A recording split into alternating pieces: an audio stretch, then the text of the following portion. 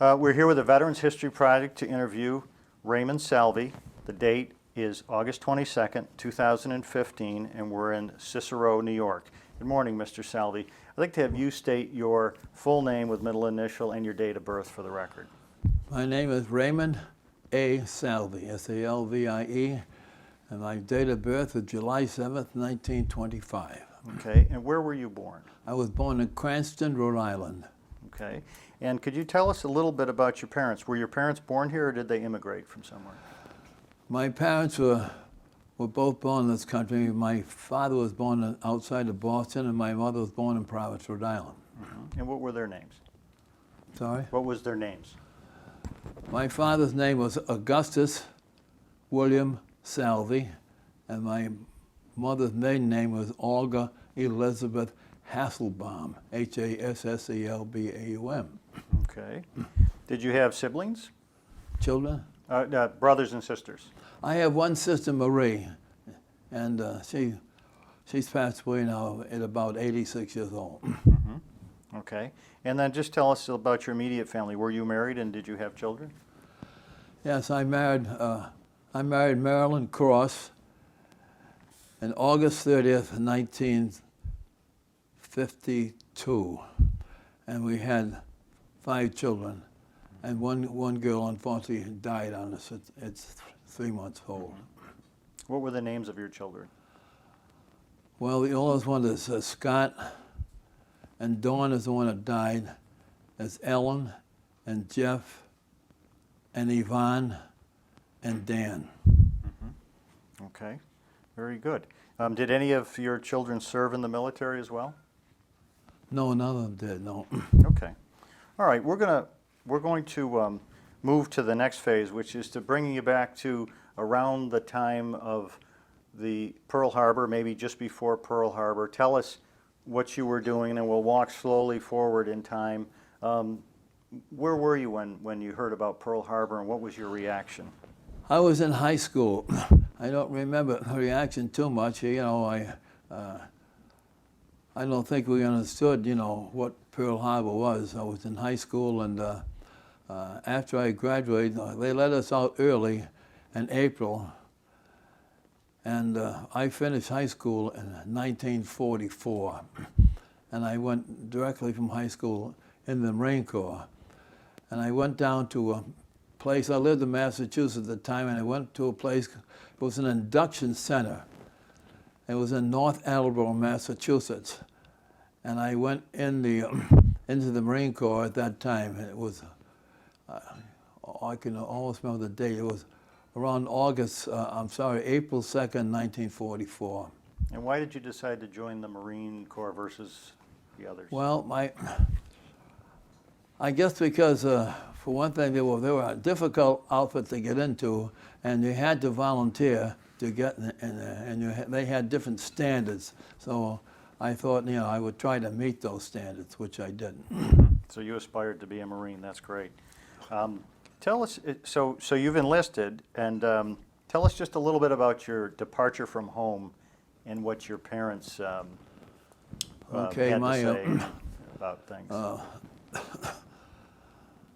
When I left home and said goodbye to my mother, and I took a bus from my home in Seekonk, Massachusetts, down to Providence, and my father met me at the train station down there, and I always remember the first time in my whole life my father shook my hand and, you know, told me to take care of myself, and I boarded the train. I went down to Camp Lejeune in North Carolina, and I started training down there. Well, I'm sorry, I didn't. I have to go back. I went to Parris Island, South Carolina, and I went through 6 months of boot training down at Parris Island. Mm-hmm. How did you get there? Was it a train ride, a bus ride? Yeah, after at the induction center, they put us on the bus. We went to Boston, and then they put us on a train, and we had a train ride all the way down to the boot camp in Parris Island. And I stayed there. The training was hard, and we had six solid weeks of it. So do you recall any of your drill instructors or some memorable things that might have happened when you got off that bus? Or I remember both drill instructors, and Corporal Bayek and Sergeant Bullen. And the strangest part of it was that after I got overseas, one day I was walking down an outfit, and I ran into my old Marine sergeant that I had in boot camp. He had been, taken and inducted, and he was in another outfit down there, but I remember seeing him down there. Mm-hmm. Were these pretty tough guys? They were tough on you, trained you hard. And we had, at that time, we had bayonet practice and things of that nature, which they don't do today. But the Marine Corps was very strong on seeing that you were a good rifleman. And they, in fact, we went on the rifle range, they was just, you were concentrating on that. There was no other duty. Every day you had instructions as to what the perfect shot would look like and how you did it. And they took out in the range, and they gave me a brand new M1 rifle, 1491-67. I still remember the number of it. The serial number? And the serial number. And I had it was all in Cosmoline. We all got issued brand new weapons. I had to clean the thing. I had to take all the thing, take it apart and clean it all up. And I had that weapon. I carried it all through the service until I got out in 1946. And right from boot camp, the same weapon. And I also, they trained us on that, and they take you to the range, and you'd fire a few shots, and they gave you all those instructions. But the instructors on the range weren't, they didn't really hound you or badger you too much, because their job was to make sure that you were a good shot, and they trained you in that way, and they were very helpful, and they were certain things on the range you had to comply with, but everybody had to qualify. You had to qualify, and that was the big thing. And they had classes on what the correct sight picture would be, and how to squeeze the trigger and do all these things. So, but they were very good, and I learned from them because I didn't have much experience in shooting, and they told me that, well, that's better for us because we will train you in the right way. Mm-hmm. Did you ever make the mistake of calling your rifle a gun? No. Oh, no, never. What happens when they did that? Well, usually, push-ups or walking around with a locker box or something. But I never made that kind of mistake. Uh-huh. What were some of the creative disciplinary things that they did? Tell us a little bit more about that. When somebody did something wrong, what were the odd things that they'd make them do? If it was, the thing was, they taught you to be in a unit. And if somebody screwed up, the whole outfit was sort of punished, because he was, so you had to be careful that you didn't screw up too bad, because everybody else suffered, it was all together on this type of thing. So they were very good, but I don't remember getting into too much trouble, I always paid attention to what they said, and I always followed orders, and I got to learn the routine very good. But they were strict, and they hounded you pretty good. And when you marched, they had the cadence, and you had to be in step all the time. If you weren't, they'd let you know about it. So, and I went through there. Lucky for me, I went through there in April, and I went through 6 weeks, and it wasn't too bad. But after that, it can be unbearably hot down there. I do remember, as many other Marines do, they had sand fleas down there, and when you stood at attention, you were not allowed to brush them away from your nose or your face. You had to just put up with it. That was one of the things they made you do. Toward the end of that training, was there any final test or special rigor they put you through? Yeah, they were, especially when the big thing was to qualify. Everybody had to qualify, and and they didn't expect you to not qualify in the first time, and they put a lot of effort into it, and that was one of the big things. The bayonet training was the second big things we had. We had to learn how to parry, and they had a form there with a wooden arm that came out, and you had to parry back and forth, and then. We also had details where they would have the flag raises morning and night, and they would take certain people and assign it to a flag detail, which is quite a thing. And then, and when we graduated, the officer of the entire base come down. And, you had a regular parade before him, and then they congratulated you. So, and when I finally when I got off there, they sent me. We got on the we got on a train, and they sent me down to Camp Lejeune in North Carolina. There was no room for us to go in there at all. There was absolutely no place for us to stay. It was so crowded, they were waiting to ship people out. It was so crowded down there that we stood in line almost half the night, and they gave everybody a 10-day leave, and they said the only reason they did that is because, there was nowhere for us to go. They brought all these recruits, and they had nowhere to go. So that was the only time in the Marine Corps I had any leave at all, and that was because, we couldn't... They just didn't have any room for us. So they unleashed a whole bunch of new Marines on town for 10 days. Any that interesting was so stories come funny. out of that? Anybody get in trouble? Oh no, it took all night, because they had to make out your pay, and then they had to, and everybody had to make out a 10-day leave which you signed, and then you got on the bus and wherever you went, you took. I went back to Rhode Island, but we were lucky to get it. Very lucky to get it. Because when I went in the Marine Corps, it wasn't any kind of a hitch like a 2, 4, or 6. It was DNA. I can show you my original discharge up there, and it said DNA, which stood for Duration of the National Emergency. So when you went in, you were in until the war was over. I mean, there was no hitch at all. I didn't sign up for 4 years. I signed up for DNA. Right. And a lot of people didn't realize that. But. Yeah. It was a big emergency, that's for sure. Okay. All right. So you so when you came back from leave and were at Camp Lejeune, what kind of training were they focused on there? We had a little training, mostly activities, marching and stuff. We didn't have too much training because we were there, I would think, for about a couple of weeks. And they put us on a train in Camp Lejeune, and we went all the way out to Camp Pendleton in California. It took about maybe 7 days on the train, and we went out to Camp Lejeune.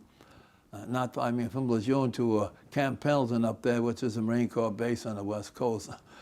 And I had some training there, but not too much. I think they were in a process of getting these men overseas as fast as they can because they needed them so bad. So we had a little training there, and then they put us on a bus, and I went down to San Diego, California, and they had a big pier down there. And I boarded a ship, and I'll always remember it. It's called the Bloemfontein. And what the ship was a Dutch merchant ship. And during the war, the ship was at sea. And when Hitler overran the country, the captain just drove into port and offered the ship and all its crew to the United States. So they outfitted it and kept it with supplies and fuel and everything, and took care of everything. So there must have been about 2,000 men on the ship. So we went on the Bloemfontein, and they had the bunks. They went up on the side, and they had 5 bunks on each side. So the place was really crowded. And of course, none of us had been at sea before, so everybody got seasick on the way over. That was a big thing until they finally got used to it. But the Bloemfontein, it was in a convoy with other ships because, with submarines and stuff. So that we went. I left San Diego, and I left in August 14th, 1944, and I got to Guam. This is slow because you're in a convoy and they move slow. I got to Guam about the second week in September. I remember pulling into the harbor there, and there was nothing there. Everything in the island had been destroyed.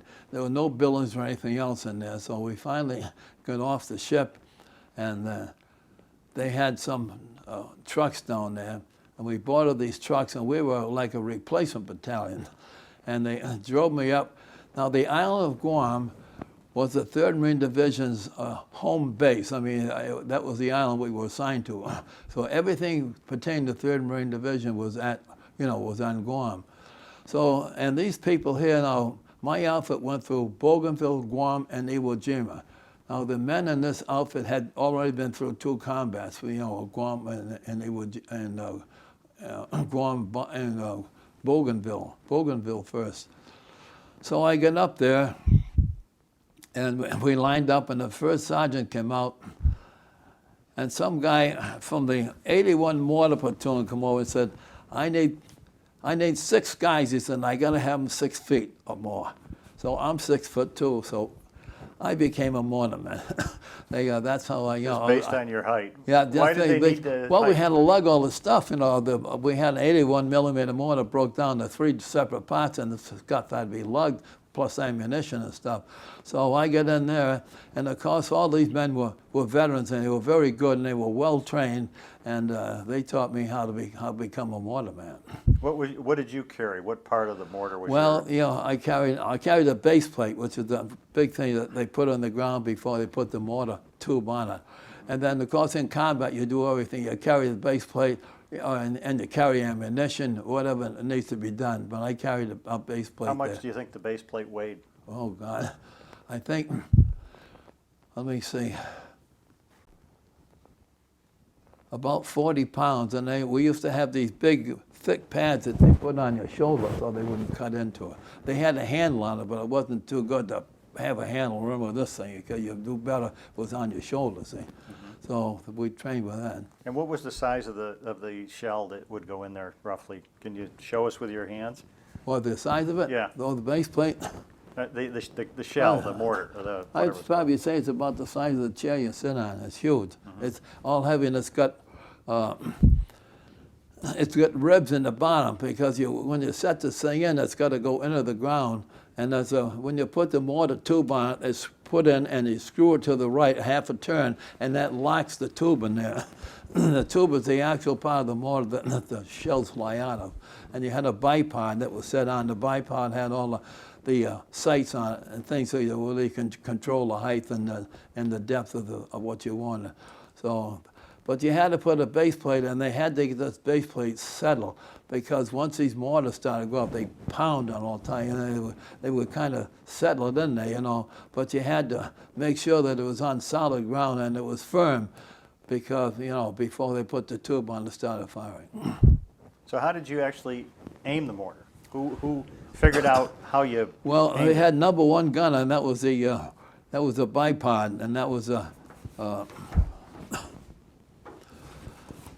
the bipod was 2 legs, and they mounted on the tube itself, and they had a sight on it, and the sight they could control either how far or how short or left or right, and a search and traverse. All this was done on the sight, and it was an actual sight, and you could look at it, and they had lines and things inside. Now, all mortar outfits had a forward observer, and he goes up at front, and he was the one, he would call back in whatever coordinates he wanted, and he'd tell you how many rounds you were, to fire for effect, and he'd also tell you, that how many yards, to put this thing on it, and so they'd have to set all this stuff on the site, and then they had the mortars itself, and we had smoke, and we had high energy, the big shells that had a lot of shrapnel on them. But the mortar itself had increments on the fin of it, and the increments determined how far the shell would go. So they have to take off the increments, which were really powder that was pressed together, and after they got the correct increments in, they dropped the mortar in the tube, and it would slide down and hit a firing pin, which is in the middle of the actual round that you had dropped in there, and then it would cause a flame, and those increments would burn. That was a powder charge, and also they had a little pin that when it struck down, that there was a pin that rode along the side of the mortar, and when it got up there, the pin would fly out. And the reason they did this is, is because it was a kind of a safety fixture. But one thing about these mortars, you couldn't use them in jungles too much because once that pin flew out, you know, if they went up, if the mortar itself had a thing that looked like a doorbell, had a button on it, and anytime that was hit, the thing would go off. So if it hit trees and stuff, the shrapnel would fly all over the place. So, you know, they had to be careful and these things. But the mortar had a range, I think, of about 4,000 yards. And the mortar was described as a smooth bore, muzzle loading, high angle fire weapon. And they're very good because we could shoot over hills and through valleys and stuff. And they were very effective. We had the high explosive shells. We also had smoke. And when we set up a gun position, I'm mostly talking about Iwo Jima now, but when they set up a gun position, they take all these guns and all the ammunition and they would stack it up near the gun. Now sometimes we wouldn't keep a gun there maybe a day, and then we'd have to keep moving because the lines changed and everything else. So they'd line that stuff up and we'd cover it with a poncho, because if they had a big advance and they wanted a lot of firepower up there, we had to have the stuff ready to go, except for the increments on the bottom of the shell. They had to be taken off and when they wanted a certain range. But we had to have those rounds ready so they could drop them in as fast as they could, and they'd fly out. How many do you think you could shoot in a minute? Is it one a minute, or does it take? I don't know. We never, you had to drop them in and they'd duck behind it because there's a flame that came out. A lot of because the mortar was it's heavy. And then the pin would fly out too. So, but you'd have to wait until that came up, and then you'd drop the next one in. So you can't, you couldn't go up there too fast. You had to wait for that first round to get out of there and be in the air before you get in it. So I don't know. We never really timed it at all. We dropped those rounds when it was sufficient. Okay. And we would keep dropping until we got if they wanted to fire for effect, if they wanted 5 or 10 rounds or whatever they needed sometimes, and then they would change the direction of the gun itself. And they'd say, well, I want to move over, 3 yards. It was all degrees. They say, well, I want to move over 30 degrees to the left. So now we had to, they had to adjust the sights on the gun. And so they, and the tripod was on a thing that it moved. So the mortar tube was fixed in the base plate, but they could move the others if they had to move in a different position to fire these weapons in different degrees. They were able to do that. Mm-hmm. But okay, the sight was taken off when the gun wasn't used, and it had a leather box it was in because you had to protect it. It was all glass, and it was all degrees, and it was a very sensitive instrument in a way. Sure. Yeah. Without it being accurate, you wouldn't be able to hit anything, I would imagine. So you became a mortarman on Guam. That was yeah. I got all my training on Guam, and I say those guys were very good because they were combat veterans, and they had been through 2 things, and they were. They taught us very well, and they were excellent men because, they had all this background, and they took good, and make sure that, that you did things right. Mm-hmm. And we had a lot of hard training. I know that we went to a machine gun company, and they wanted to show us how efficient they were, and they set up these machine guns, and they fired so low to the ground that you couldn't even crawl underneath it. I mean, these guys were good, and sometimes you see people crawling on the machine gun, but these guys were knocking down the grass. I mean, they were really good, and they were excellent men because they were machine gunners, but they were excellent at their work too, just to show what they were capable of. Mm-hmm. Okay. All right. So, any other things that happened on Guam that you'd like to share with us, or? No, not.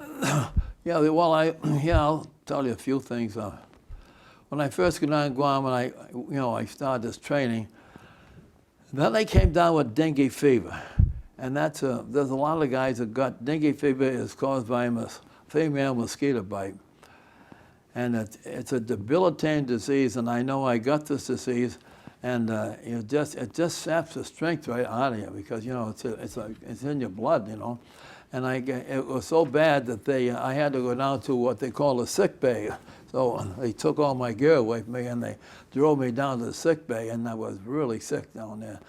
And then I got amoebic dysentery on top of that. So I remember that I had what they call a sack. It was supposed to be a bed, but it had the cot itself had a big rip in it. There was a mattress on it, but I couldn't do too much. I spent most of my time sitting on a pot because I was forever, you know, with this dysentery and everything else, and I know that I was quite sick. And they had a perimeter patrol down there, and about every half hour at night, you know, they go around this hospital area. They had big tents down there, and they ran in long areas down there. But the Japanese used to come up at night, and they'd bayonet a lot of these guys in their sleep. They tried to do this in sick bay, and even on Guam, you know. So it got to be real tedious affair. And after about 2 days being down there, I said to one of the guards, and I said, "Geez, I don't have a rifle. I don't even have a K-bar, you know, a knife." And he said, "Well, I'll give you this K-bar." So I never slept at night. I slept during the day, and I never slept at night because I never knew, you know, when somebody's going to come up, I would have a chance maybe to, you know, if he was going to bayonet me, to either knock it down or use my K-bar. But, you know, that's how it was, and that went on. And I knew I started to get better because they built a brand new latrine. It was a beautiful place. It was all screened in and everything. And if I could make it from my bed to the latrine, I was getting better. But I know I tried a couple of times, and I must have passed out because 2 guys had to drag me back to the sack there. But slowly I got better. And when I could go from my sack to the new latrine, I knew I was pretty good. But for a while, I had to do it in a crouched position. I had to run, you know, I couldn't stand up too well, and I had to run in a position like that. How long were you sick? It took me about 3 months to recover. I recovered, and then when I got back to the outfits, you know, and when I got, you know, with decent food and some training, but it took about 3 months before I really came back and, you know, and was what they call them. I could participate in the field exercise or whatever they had. But I know it was a very debilitating disease, and it took a long while to get over this. And there was no medication or anything in these days. You know, it was just your body had to overcome this stuff because, you know, they had nothing to give you. You know, you got this mosquito bite, and that was it. And I wasn't the only one. A lot of guys got this stuff, and of course it hurts because if you have too many men in your outfit that are, you know, that are sick like this, you're short-handed for a while, and you miss some of this training. Sure. And this is on Guam. This is all on Guam, right? So Guam. after we finished the training, of course we didn't know, and one day, you know, they said, well, we've got a place to go. That's all they said. We didn't know where we were going or anything. So they put us on trucks, and we went down to the pier in Guam there, and I boarded a ship, a troop-carrying ship there, and went up to sea. I think we left I would think, in the middle of, toward the end of January, maybe the third week in January, we got aboard this ship. The same thing, we all got on. Of course, now you got your full combat gear, and you got all the equipment that you're with. You know, if you're a waterman, you're carrying everything with you. So we got on the ship there, and nobody knew where we were going. So finally, went out to sea for about a week. They said, well, we're going on an island called Iwo Jima. Of course, nobody knows anything about Iwo Jima. We had, unfortunately, over in the Pacific, that we didn't have any kind of over in Europe, they had, the OSS and stuff, and they had people, they had information. We had no information on these islands at all, none of them, because the Japanese had been there for years, and there was no Americans on there. Nobody knew what they had, what the defenses were or anything else. So we had really no idea what we were getting into. And I learned later that the only way that they could identify some of the stuff, the Air Force to fly over, they'd take a number of pictures, and they take them back, and these men who were good at the stuff would look at these things, and they try to pick out pillboxes and different locations, you know, that they go. And they made a map up, and I've got one. I'll show it to you when they get over. They got a map, and it showed, you know, where they thought some of these things would be. Now, some anti-aircraft stuff was out there, but most of the stuff was in caves.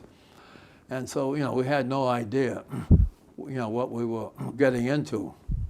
So beforehand, you didn't know. Do you know how many pillboxes and caves there were after the fact, now that you've studied it? Yeah, we learned later that there was about 20,000 Japanese in this, on this particular island, but most of them were in caves, or all in caves, because all the particular, you know, fortifications were all, you know, pillboxes and caves and everything else. And they had about 20,000 men there. And on Iwo Jima, the biggest thing we used was flamethrowers. All these caves had to be hit with flame, and then we had demolition guys like my friend Ray Piper, and they would go in there with explosive charges, and they'd throw those in the caves and try to seal the entrance, because a lot of times these caves would go in on different angles, and you know, you didn't want somebody coming out and shooting you in the back. Sure. See. All right, let's step back just a little bit. Go back to where your ship is headed to Iwo Jima. Okay. Tell us just a little bit about the ships. Were you real crowded? What was the nature? Were they comfortable? Well, how was the food? Well, you know, again, all men were boarded in on these bunks, and they had one big pole that went up in the middle, and they had 5 bunks on each side. They were all stranded, you know, 5 on each side.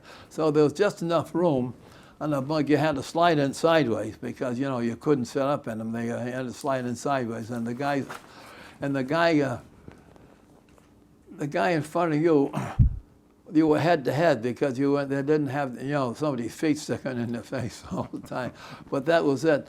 And and we spent most of our time standing in chow lines. We did have a little calisthenics on the deck, but a lot of time was spent, you know, and just going in these, you know, they feeding maybe 2,000 people, you know, and they had these massive chow lines that went all around the ship and down and in, and you know, and so it took quite a while, you know, we just stand around there and you know, just trying to eat and wait in line and stuff. And we did get a chance to sleep at night. Sometimes the ship would be pretty hot down there. They'd open the holes of the top of the ship. They'd take some of the deck off and try to let some of the air go in.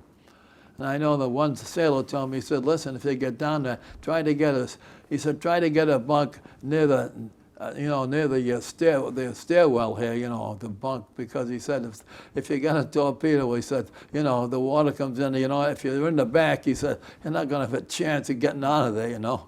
So I always remember that, and they tried to get near the gangways as close as I could, see. How many troop ships tended to travel in a group? Well, this ship entered what they call a Task Force 58. That was the part of the ship, and this task force was huge.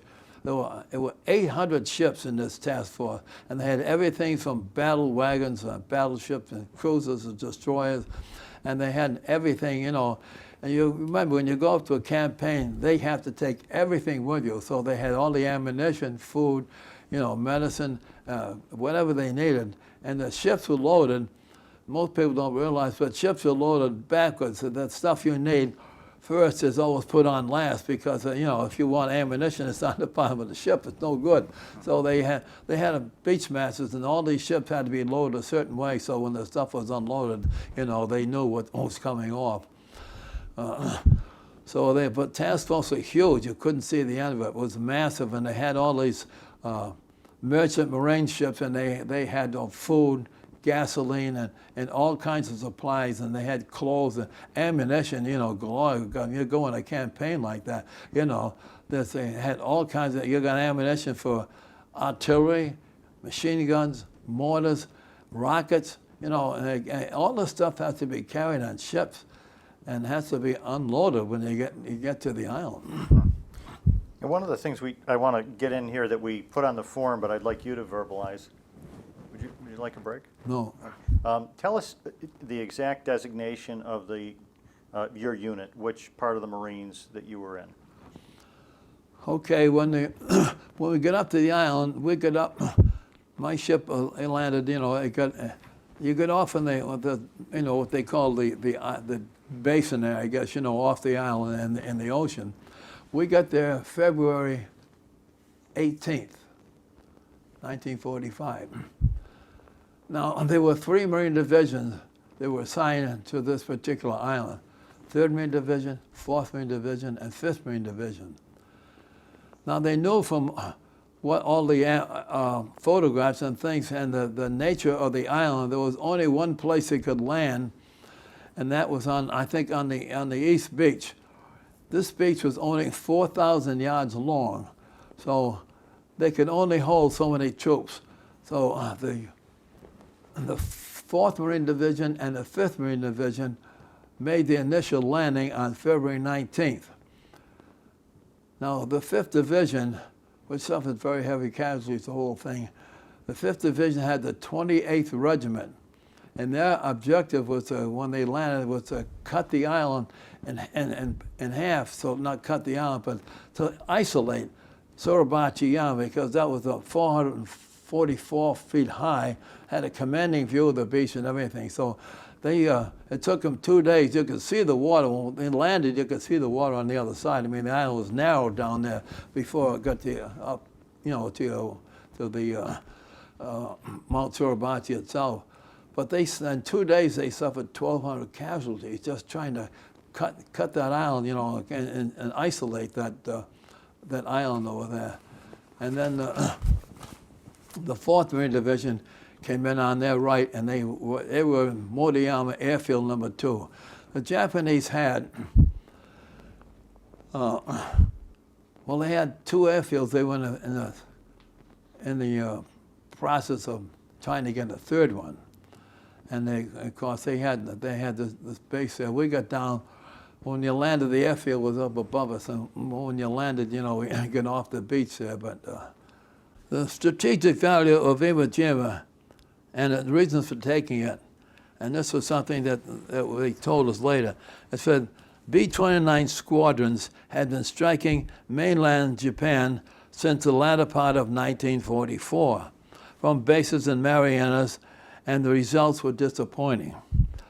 The problem was that a tiny island midway between Japan and Marianas was Iwo Jima. Japanese radar on Iwo gave the homeland hours of advance notice of the approaching B-29s, and the Jap fighters based on this island constantly harassed and the unescorted superforts and picked them off as they were crippled, in the return trip. And a lot of these guys, because they just had to go in the ocean. It said Iwo Jima had to be taken and the air bases built to provide fighter escorts as an emergency field for the crippled B-29 and also eliminate early warning interceptors and save the lives of many airmen and the aircraft. And the commander of the Air Force said, we were suffering so many losses up there. He said, and these planes were flying. It was a 14-hour flight from the island of Guam and Marianas over to Japan, and they had to fly back. And now they're loaded with fuel and they're loaded with bombs. And I remember on the island, I used these planes, these B-29s used to roar, and they'd hardly move. And they going up slowly and slowly. They had so much fuel and and bombs, and they finally get up and they go in there. But it was a long flight. And of course, if anything ever happened to them, they had to go down in the ocean. And they didn't, they just didn't have anything. And I know that I read an article later, and one pilot said, thank God, he said, that the Marines had taken this island, because he said, without us, he said, we would have been lost. He said, we had to go down to sea, and they didn't have enough subs to rescue a lot of these people. They lost a lot of planes, and it was vital that they got that thing. What happened when the island was finally secured? The Air Force came in with P-51 Mustang fighters, and they had wing tanks on it. Boy, there was some plane. I used to say in those foxholes, those planes would come to the end of the runway, they go right straight up in the air. Really powerful planes. Now, it was only 780 miles, I think, from Iwo Jima to the Japanese mainland. So now these B-29s had all kinds of fighter escorts, and they had one. I think the P-50 was was a wonderful fighter, and boy, I'm telling you, they were really good, and they went up there and provided them with all kinds of help, and they shot down a lot of their Japanese planes and protected a lot of these guys. And as a result of this, we didn't lose too many B-29s, and they needed that airfield really desperately. And the Seabees came on there, and they were working, on islands when we were still fighting there. They come in with all this equipment, they scraped. They had the second airfield going. They were working on the third one. I mean, these guys were really good, and they were out there doing all this stuff. And so I remember the first B-29 was called Dynamite. Dynamite landed on the first airfield. The guy, they had to come in, and they had motor trouble with the thing, and that was the first plane that landed on Iwo Jima with dynamite. Dynamite. What was the mood of the troops when they saw that plane land? Oh, gee, that was really something. In fact, there were too many guys out there. They were all around the plane. It's too dangerous because now you get a lot of men congregating. And of course, until they got Mount Suribachi, now that's 554 feet high. Now, when we first landed, of course, everybody's going on the beach. I'll have to go over some of the stuff later, but why don't you take us back to the landing process? We jumped ahead a little bit. Let's go back to your ship and the landing process, so we can kind of give us the details of what was going on that beach and kind of the placement of Mount Suribachi relative to the beach and what it was doing to you guys. Okay, here's another. That's another thing that a lot of people don't know. Now, like I said, the 4th and 5th Marine Division made the landings. Now, we were held in reserve. I'm the 3rd Marine Division, we're in reserve. So they landed on the 19th. On the morning of the 20th, about 7 o'clock, they said, we've got to go in. So, get all the gear together, and we're on this troop carrying ship. And they have these huge cargo nets, a very thick rope, a really heavy net. And they throw those over the side. And so what you do is you climb, you got all your gear now, you're carrying everything you need.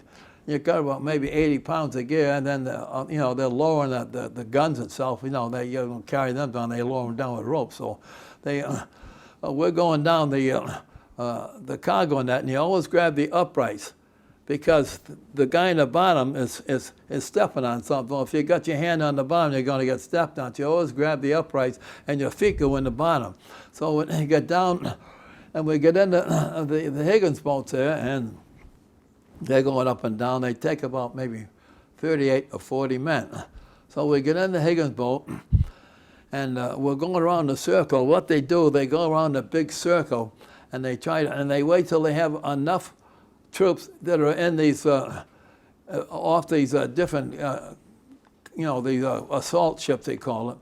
And when they got enough of them up, they'd have a line. They have a wave that will now go into the beach. So we get in these boats, and we're riding around, and and this is going on for hours. And the guy says, "Geez, what the hell's the matter here?" Well, we don't know. Still, we're riding around and for hours over there. So now the island itself, as I say, is 2.5 miles wide and 5.5 miles long. So anyhow, we're riding around over there, and this goes on now for hours. And I figure, it's never like I figure, 6 or 7 hours. We're going on now. Everybody is seasick. They're all seasick, and we couldn't get in. And we're still riding around. Of course, and as this thing went on, the Japanese are dropping all these mortars. Some are on the beach, and some are, hitting all. You got all these Higgins boats, flying, rolling around the circle. Excuse me, and out in the water there. So a lot of these mortars, some of these Higgins boats are getting hit by mortars. And as I say, we were lucky. So we went around there, and I'm just going to tell you that. I read about this one thing, and it tells about a coxswain. He's in a Higgins boat, and he's going into the beach, and he's got all these men on there. And he said, "As I navigate toward the beach, which is full of broach and sunken boats, lots of gear, and corpses all over the beach. He said, I was looking for a clear place to land. He said, it went about 20 yards out. He said, I took a direct hit. He said, I was thrown out of the landing craft, and he said, all the Marines in the landing craft were killed. And I, well, we're just lucky that nothing landed on our particular place. So anyhow, they finally decided that we can't do anything, we couldn't get in. So they went back to the ship. And now we got a problem because the sea is getting rough. Guys are seasick. They've been pounding these boats, for hours out there. The Higgins boats are just a square thing, up and down and banging around. And so they get up to the ship, and now they got this cargo net over the side. But when you pull up there, the Higgins boat is going up and down the water because it swells. So when that net is down there, when the Higgins boat comes up, you've got to grab onto the net because the ship falls off from underneath you. The landing craft drops down. So, and then you crawl up there and hoping you don't fall off, because if you do, with all the gear, you're going to drown. There's no way. And then the other thing is too that the Higgins boat are slapping up against the side of the ship. So if you fall on there, you're going to get crushed because it's just going back and forth. And so some of those guys that get up there, they'd have to hold on for a while. I remember I went up there one time and I got off and I grabbed the guy's rifle on the back of the thing and I hauled him back up, because they were so seasick, a lot of them couldn't make it. We didn't lose anyone, but it was really tough getting back on the ship. It was because of the swells and the weather itself. It was really bad. The weather was challenging. Was it raining or blowing? Yeah, it was blowing bad, and the seas, it became rough, and the actual troop ship we were boarding was listing back and forth, and of course the cargo nets are slapping against the side of the ship too, so you got to really hold on so you don't lose your footing, or get knocked off. But we finally got everybody up there. And they got down in there, and finally we got something to eat, and they were able to lie down and get over the seasickness. But so now this is the 20th now. This is we tried to get in on the 20th. We don't make it. So now comes the 21st, and again he starts this routine all over again. Got to go in. So we board the ships, and we're going around, riding around a little bit, but now some of the stuff had been cleared out, but the beaches were so crowded. Even when we landed, they finally found a place to land, and they dropped the ramp, and we ran up on the sand there, but sinks right up to your knees because, it's not sand, it's volcanic ash, and it's gritty, and there's no footing. You couldn't, we had carts we used to put some of this equipment on to haul away, but it bogged right down in there, and they had jeeps that sunk right up to the hulls, So we left everything, and we just took the stuff up and carried it ourselves, because we had to end up carrying ourselves. These things were made to, when you had some islands you could go around, maybe you could pull these things, a couple of guys, and you throw all the stuff on there. But you can forget about when it came to Iwo Jima, because there was no roads, there was nothing. We lugged everything, lugged all the ammunition and all the 3 parts of the mortars and everything else. So when we finally get off the island, I get in on Motoyama Airfield number 1, and we get down below the airport and the Japanese airport. And we had to it was in the afternoon before we get in there, but you have to wait because, these landing craft are coming at different times and the men are getting off, and, we had to wait till everybody got assembled. And by the time all our guys got together, off the different ships and all that stuff, it's now nighttime. So, we had to you couldn't dig a foxhole, stuff just filled right in. So we had to lay there on the beach until morning, and then we started out, and we had all the mortars and everything, forward observers, and we moved out on along the airport there, and they had places for us to set up the mortars. We had to find them all places, but they told us how far we could go, and because lines are battle lines are all on any place. They're all the kitty corner, the zigzag, and you never know where they were. So the forward observer couldn't really fire until he checked with battalion to find out where the lines were, where certain companies were, so that we weren't dropping stuff on our own men. So, yeah, you know, they had to, that was all done ahead of time. So, but we got up there and we'd set up the mortars, and it took a little while, like I said, put the base plate in to get the mortars in and the ammunition and stuff, and get it up there and start to fire. So sometimes we would stay in a position like 1 day, 2 days. I remember as we advanced further up the island, sometimes we would be in a position like 4 days, which, you know, was quite a bit. And you could, you know, we had all the ammunition. The ammunition came in clover leaves, and they had bands of steel on them, and they were in waterproof tubes, so you had to knock off the bands in the wooden containers, and we'd take the wooden tubes, and we'd put them up on the pile if it was raining, and then if you needed them, you could take them out and use them. Because you had to keep those filaments, you know, the increments on the bottom of the shell. They couldn't get wet. So, you know, but when the weather was good, we would you know, we could stack these things up, and we'd come with a poncho, you know, and stack them up in tiers, you know. Were they brought up with vehicles? Huh? I mean, what vehicle could move in that material? Did the tracked vehicles Not move much, in it? I'll tell you. Well, this is one of the problems, because once the Higgins boats get on there and they drop the ramp, but that guy had to really, you know, got a lot to pull himself off the beach.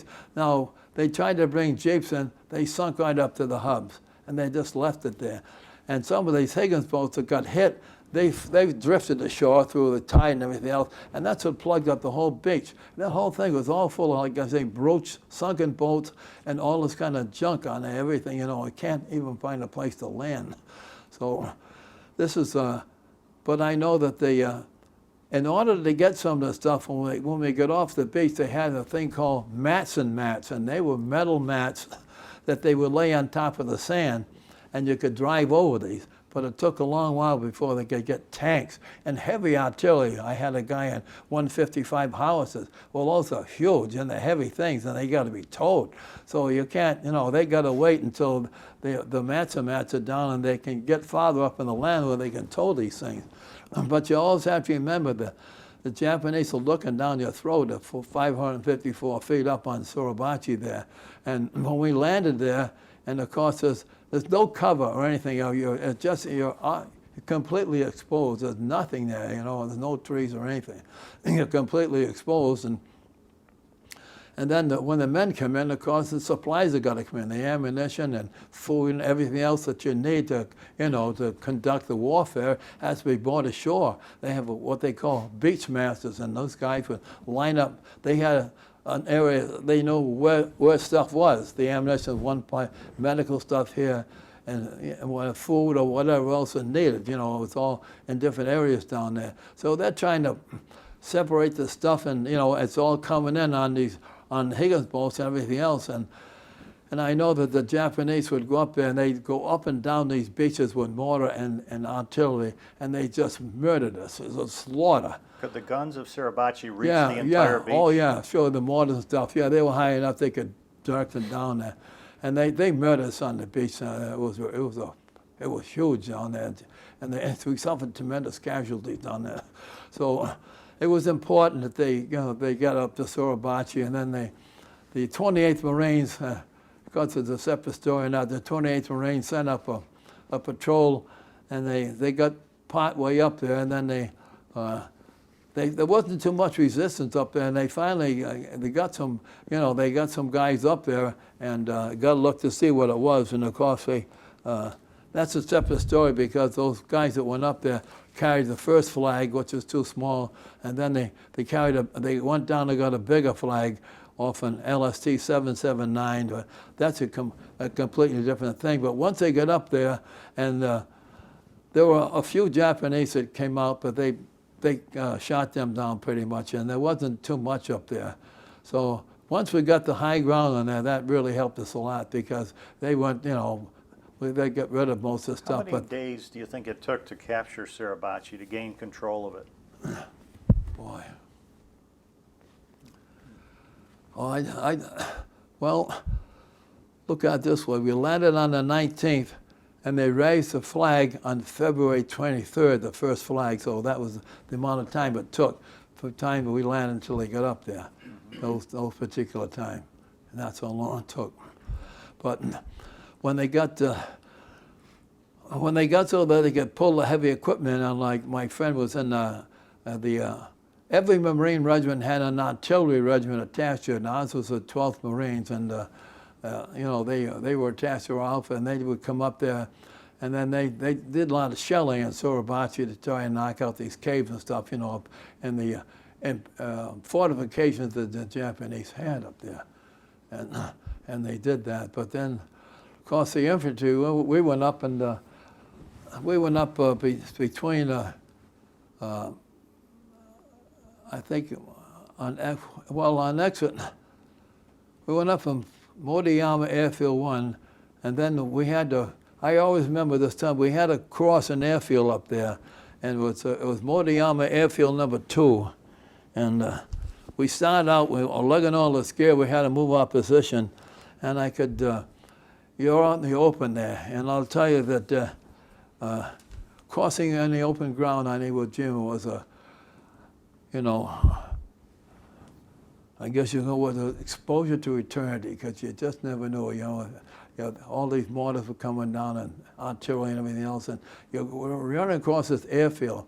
And I can always remember that we're lugging all the gear, and the Japanese, now they're dropping mortars, and of course, being a mortar man, you know what was coming, and you could see this stuff coming in the distance, you know, it would land and it would explode, and then maybe 50 or 100 yards later, another one comes down, and it's a search. They just keep increasing the range, and they go right through your ranks. And I can always remember seeing the stuff fall, and it's just like looking into the face of death, and you don't know where the hell to go. So what they did, we just moved to the right as far as we could, because you know they were going in a line up and down there, and we were fortunate enough to get away from some of the shrapnel, because this is what kills a lot of these people. The shrapnel is flying and lead is flying all over the place, and you know, you're just lucky that you got through there. But I can always remember, you know, we finally got, we're only crossing the edge of an airfield, not the full airport, but you know, just the end of it. And you know, you're exposed, and you really, you know, it's a terrifying experience, and you don't know if these things are going to, you know, catch up with you or not. But you know, it's a chance. It's just a chance. But only thing we could do is just move to the right, and far enough so that we wouldn't get too much of the shrapnel flying through the air.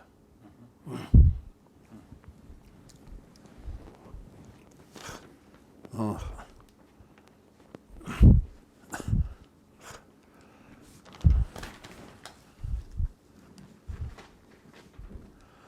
And I will say that we went up there, the terrain they fought in was really terrible, because it was all jagged caves and everything else, and rock cliffs, and the Japanese had a thing called a spider hole.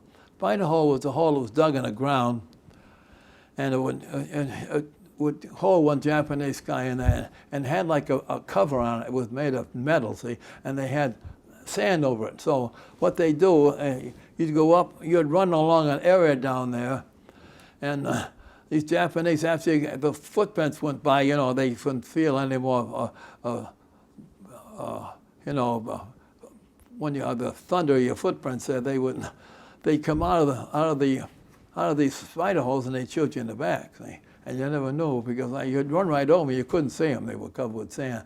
So in order to sometimes affect this stuff, a lot of times we learned to lay back, and some guys would run over, and then when they stopped running, if the Japanese come out, there was a guy behind them who would drop a grenade in the spider hole, and you know, wipe the guy out. But this is some of the stuff they had. So you adapted as things went along. You learned how to handle it. What seems like most of the Japanese were underground. Is that? They all were. They only had my outfit, the 21st Marines, and one of the rifle companies, did find some Japanese on the side of a hill, and there was a short battle there, but most of them were all in caves. Now they had pillboxes, caves, and all kinds of things, and they, even in the rock things, they would sometimes cut a square out enough to put a rifle in. You know, they had caves all over the place. They go from one end of the island to another in all these caves.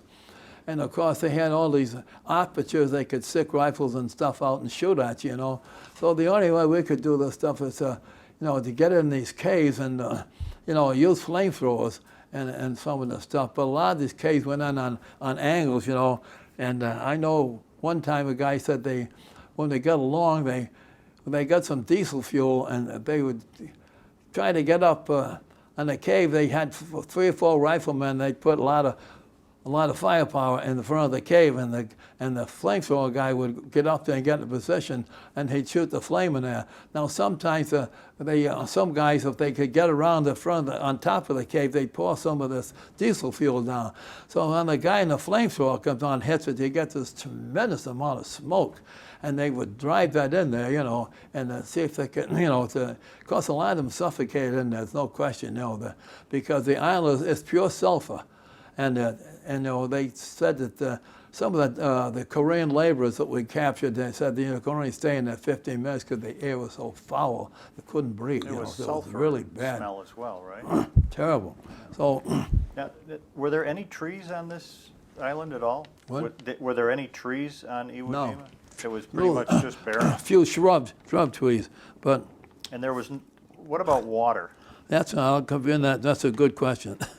But you know, they had terrible terrain in there, and it was all flamethrowers on Lake Ray Piper. It was throwing satchel charges of composition C2.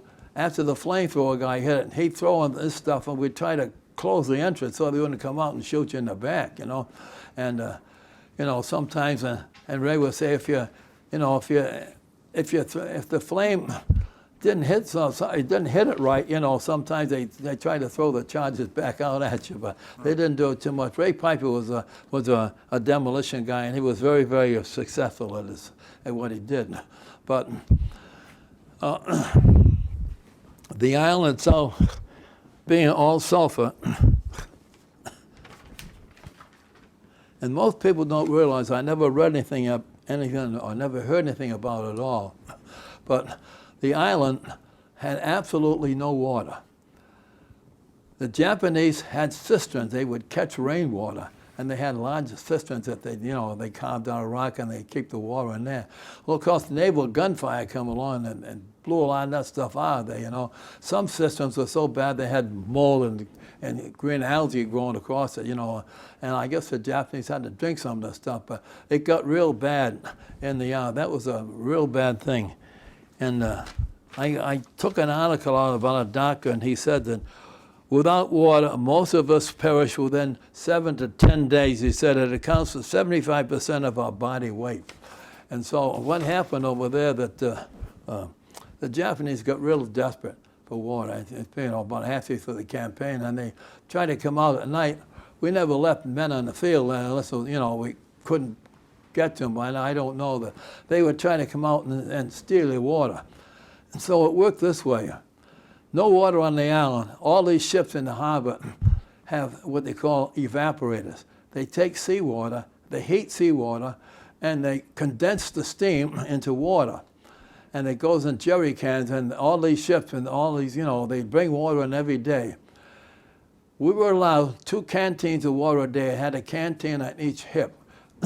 2 canteens of water a day, and that was it. You couldn't brush your teeth. It was just enough to eat, you know, and that was it. So we lived on 2 canteens of water a day, and you know, at the end of the campaign, you're absolutely filthy, you know, and God forbid, and when the guys got hit with and injured and stuff, you know, with all the, you know, you're so dirty and filthy and everything else, and you know, water's at a real premium there, but it came up there and these jerry cans, and they'd run it up every day, you know, and drop it off there. But that's So you were well supplied with yeah, just we're enough well water. supplied. Yeah, we had 2 canteens a day, but like I say, you had to take care of it. You know, we didn't use it for cooking.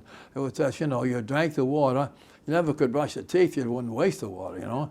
So you just drank the water, and you know, you ate whatever rations you had, and then you keep the stuff going. What was the typical daytime temperature or the nighttime temperature that Well, time of year? it varied. When we went on there, it wasn't too bad.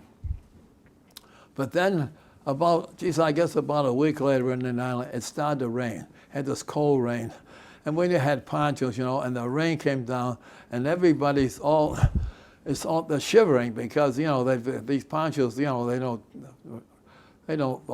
get rid of the water too much, and your dungarees were all soaked, and the guys are shivering and everything else, and we finally got through that. And I know that, and some of the places there, I know that in the 5th Division, they went up and they dug a foxhole and some of the sulfur, and they found some Japanese blankets and they put them in there, and it was just like going into steam heat, they could go in there and they could sort of dry off, but, there weren't too many of them there, but I never saw anybody. I know the 5th Division was up, they went up on the Nisi side of the village there, but he was telling me that, was no water there, but it was real bad because, and then toward the end, it did get warmer, the temperature would get to, so that they could, and for the very end of the island, I think maybe about a week before, you go off to call him and say, listen, you got to take your shoes and socks off, he said, and let the sunshine shine on your feet, he said, at least, He said, and try to rotate your socks, but you don't carry too much underwear and socks, you got all this other stuff, ammunition, food, and stuff like that. So if it got too bad, you had to throw the stuff away. I mean, after a while, you got the same socks and underwear, and you're living in it for a month. And there's, as I say, but we're going all through this stuff. But the water was a big issue on that island, and most people don't realize. Now, a lot of the islands in Guam and these places, they did have rivers. They had a Tenru River down in Guadalcanal, but we had nothing up there. And I know that the Japanese, they were desperate up there because, like I say, and a lot of them would never come out of these caves. They'd stay right in there and they die in the caves. And I don't ever remember any large, attacks by Japanese. There was no Banzai attacks or anything else. They didn't do that. They just operated from the caves. Did they have enough food after a while, do you think? Well, Or do you think I think they got very low. They got very low because they couldn't get resupplied. I remember one time that the Japanese tried to fly a couple of planes over when we first landed on the island there, but they had our fighter planes come off these carriers and they shot them all down. No one ever got near the island. No, we never had to worry because the fighter pilots would go up and down the beach and they'd strafe and they were good, but we never had to worry because nothing ever got through. So, the Japanese had to live on what they had in the island. And I don't know, I wonder sometimes if they ever ran out of ammunition, but I know they were low on food and terribly low on water. And, it got to be real bad, but they just didn't, just didn't give up. What role did the U.S. air power play in the overall battle? How did they help you? Well, I think they did pretty good. They did a lot of strafing because naval gunfire did a tremendous job on the beach there. I mean, they unloaded stuff on it you couldn't believe. But the Air Force was good because fighter pilots especially, they open on the beach and they could strafe these beaches, And certain times in certain areas too, they would, some of our front lines were marked. They had great big pieces of red cloth, and and that was our line, and beyond that was the enemy. So they'd have to know where to come in and strafe, But they were pretty good there. But they got up in some of those places, and really they weren't too successful because most of these people were in caves, and they couldn't, there wasn't anything you could do with some of the stuff. They had also the Navy would have destroyers. Now destroyers they don't draw as much water like as a battleship, so they were come in closer, and they had 5-inch guns on there, and they would rake in there too and throw a lot of stuff in there. And which helps, But I can remember one thing too. It was this kind of an anecdote. We're up in the middle of the island, and I see this huge shell on the sitting there, on some of the sand there, and it's huge, and it's got a great big point. It narrows down to a big point. And I said to one of the guys, I said, "What the hell is that thing?" He said, I checked with some of the guys. He said, "That's a round from a battleship." He said, "The thing weighs 1,000 pounds and it's all loaded with TNT, and he said it came in there and it never exploded. See, so now they gotta go out to the ship and get one of the gunnery officers there to come over and tell us where the hell our guys can place these, the charges on that, so we can blow this thing up. And all the guys are running away. There's a massive explosion, a huge hole in the ground, And there was something, but I always remember that thing. And I said, "Oh, geez, if that thing ever went off, They told me he said those shells, he said they weigh a ton. He said they'll go through 16 inches of reinforced concrete and steel. Oh, and they used to see those battleships. We had 5 battleships, and they were surrounded on a half moon shape on the island of on Suribachi, and they're shooting point blank, and the ships would move back in the water. There's so much recoil. See? And they fired salvos, and huge mounds of earth are falling down from the Suribachi. Right Oh yeah, and but they were so deep in there, I'm sure they got a lot of them, but they're sending these shells in, and it was really, really something. I mean, when they exploded, all this, half of the mountain was just coming down, but they were really entrenched in there. But that's some of the things I do remember. But so. But I know that was a thing about water, and it's a funny thing too. You're on this island, and you really don't know how bad it is because you're only dealing with your own outfit.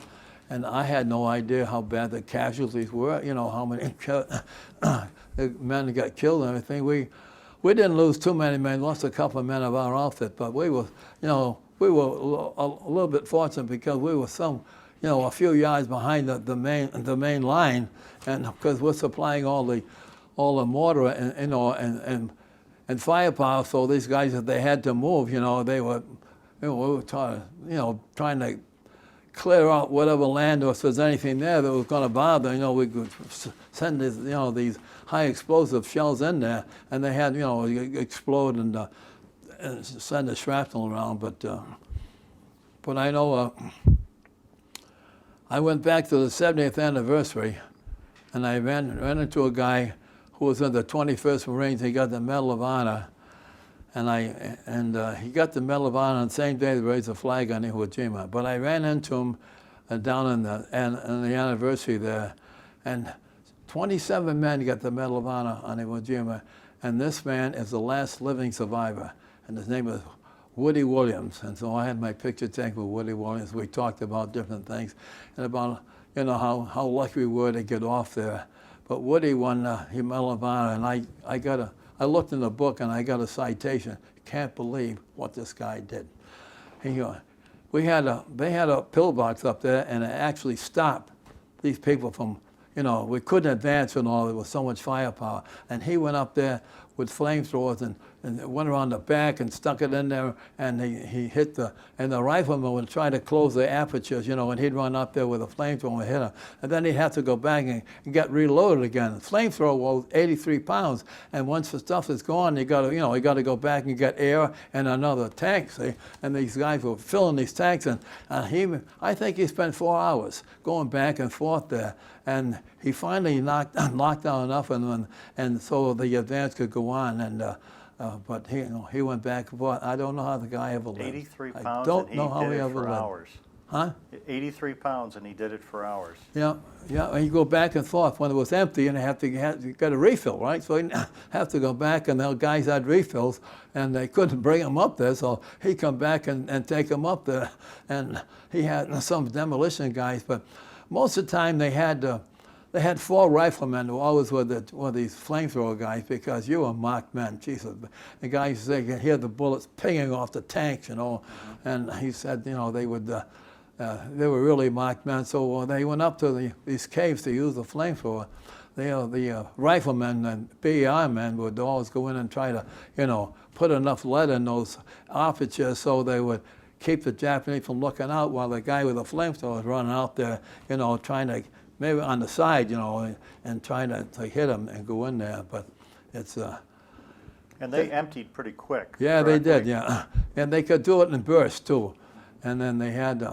but they did empty pretty quick, so... But, they're bulky.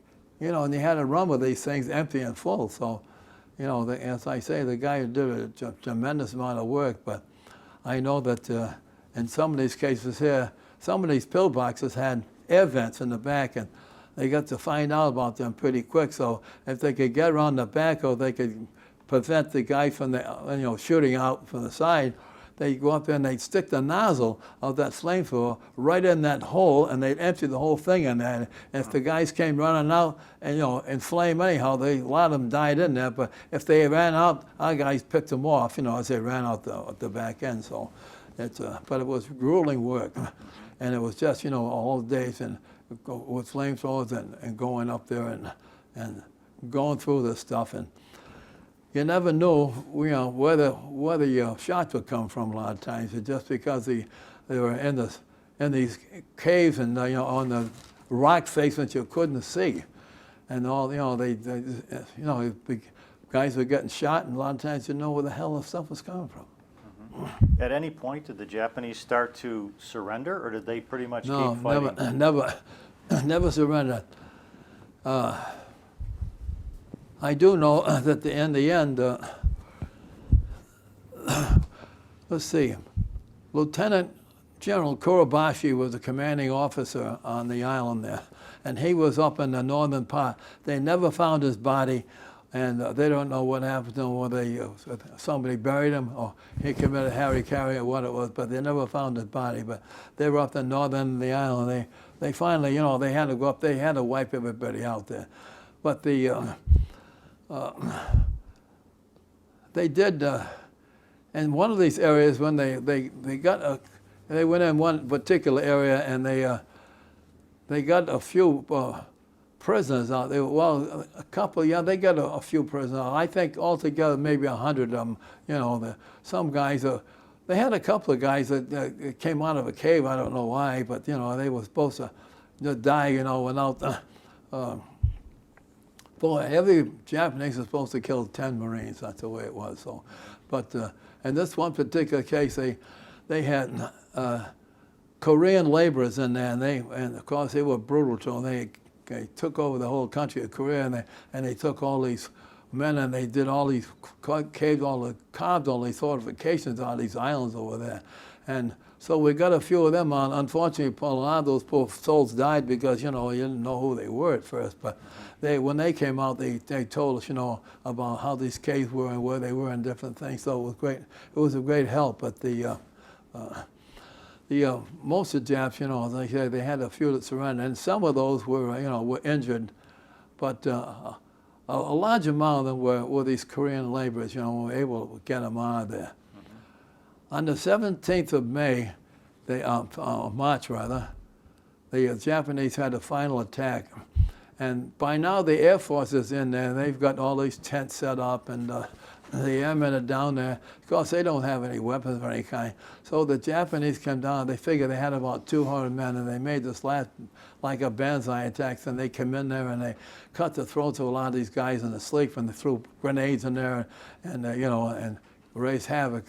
The only thing that saved it along the way, there was we had a few Marines had a pioneer battalion there, and they were able to go in there, and wipe them out. But they killed them all. I mean, and they killed a few of those airmen too. So, but that was the last banzai attack, or you call it, the last attack that they had. And whatever guys were left there that were fighting men, they ended up dying, when they went through those tents down there.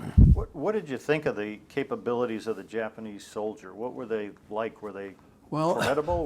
What was their... I think they were pretty good. They were fanatic people. They had they came in these caves, and, they wouldn't come out, but I think they were fairly capable. Some of the troops they had in Guadalcanal, I talked to Ray Piper and those guys, they were very good, but as it got along, they lost a lot of their good men, and but they were fanatical fighters. There's no question. They wouldn't surrender. You had to shoot and kill them. I think a lot of them in the beginning were very capable soldiers. They had fought in Burma and all those places, and when they started down in Guadalcanal, I know I talked to Ray Piper. They had 6 months down there in that campaign, and they had some pretty good troops down there.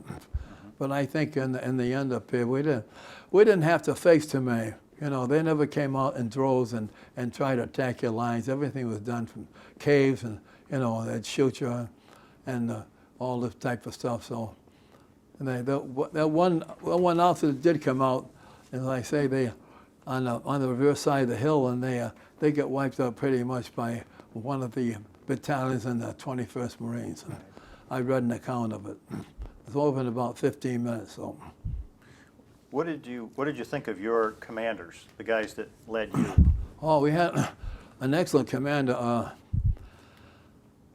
The general in charge of the Marine was, oh, I'll think of his name in a minute. But he'd been this man had been in the Marine Corps. He fought in World War I, and his he was a commanding general of the 3rd Marine Division. Boy, I just got a mental block. I should know his name, but he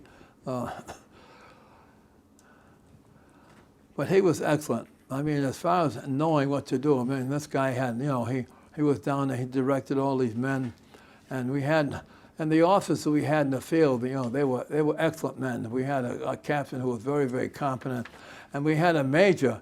Major Folks was a wonderful man, and he took care of all his men, and you know, he was in the foxhole, and one of those screaming memes. It's like a trash can that Japanese would shoot anywhere. They'd tumble it through the air and it'd land inside of his foxhole, and he lost his leg, but he still survived. But he was a wonderful man, and I remember him on Guam when we were training, and we'd go on these big hikes and 20-mile hikes, and he'd come back, and he would go through every tent with a corpsman and a first sergeant, and he would say, "How are your feet? Do you need any shoes? Do you need anything?" And if you did, you know, you tell the corpsman, you know, take care of this, take care of that. He went through every tent and every man, and the man was truly well respected. They were going into certain death if he asked them to. He was a wonderful man, and I was so sorry to say, but he did survive. He came from Richmond, Virginia. He had a funny first name. His name was Mindtree Folks, Major Mindtree Folks. Wonderful man. He was our commanding officer on Guam. Where was he from? Oh, tremendous guy, you know. And we had captains in there too.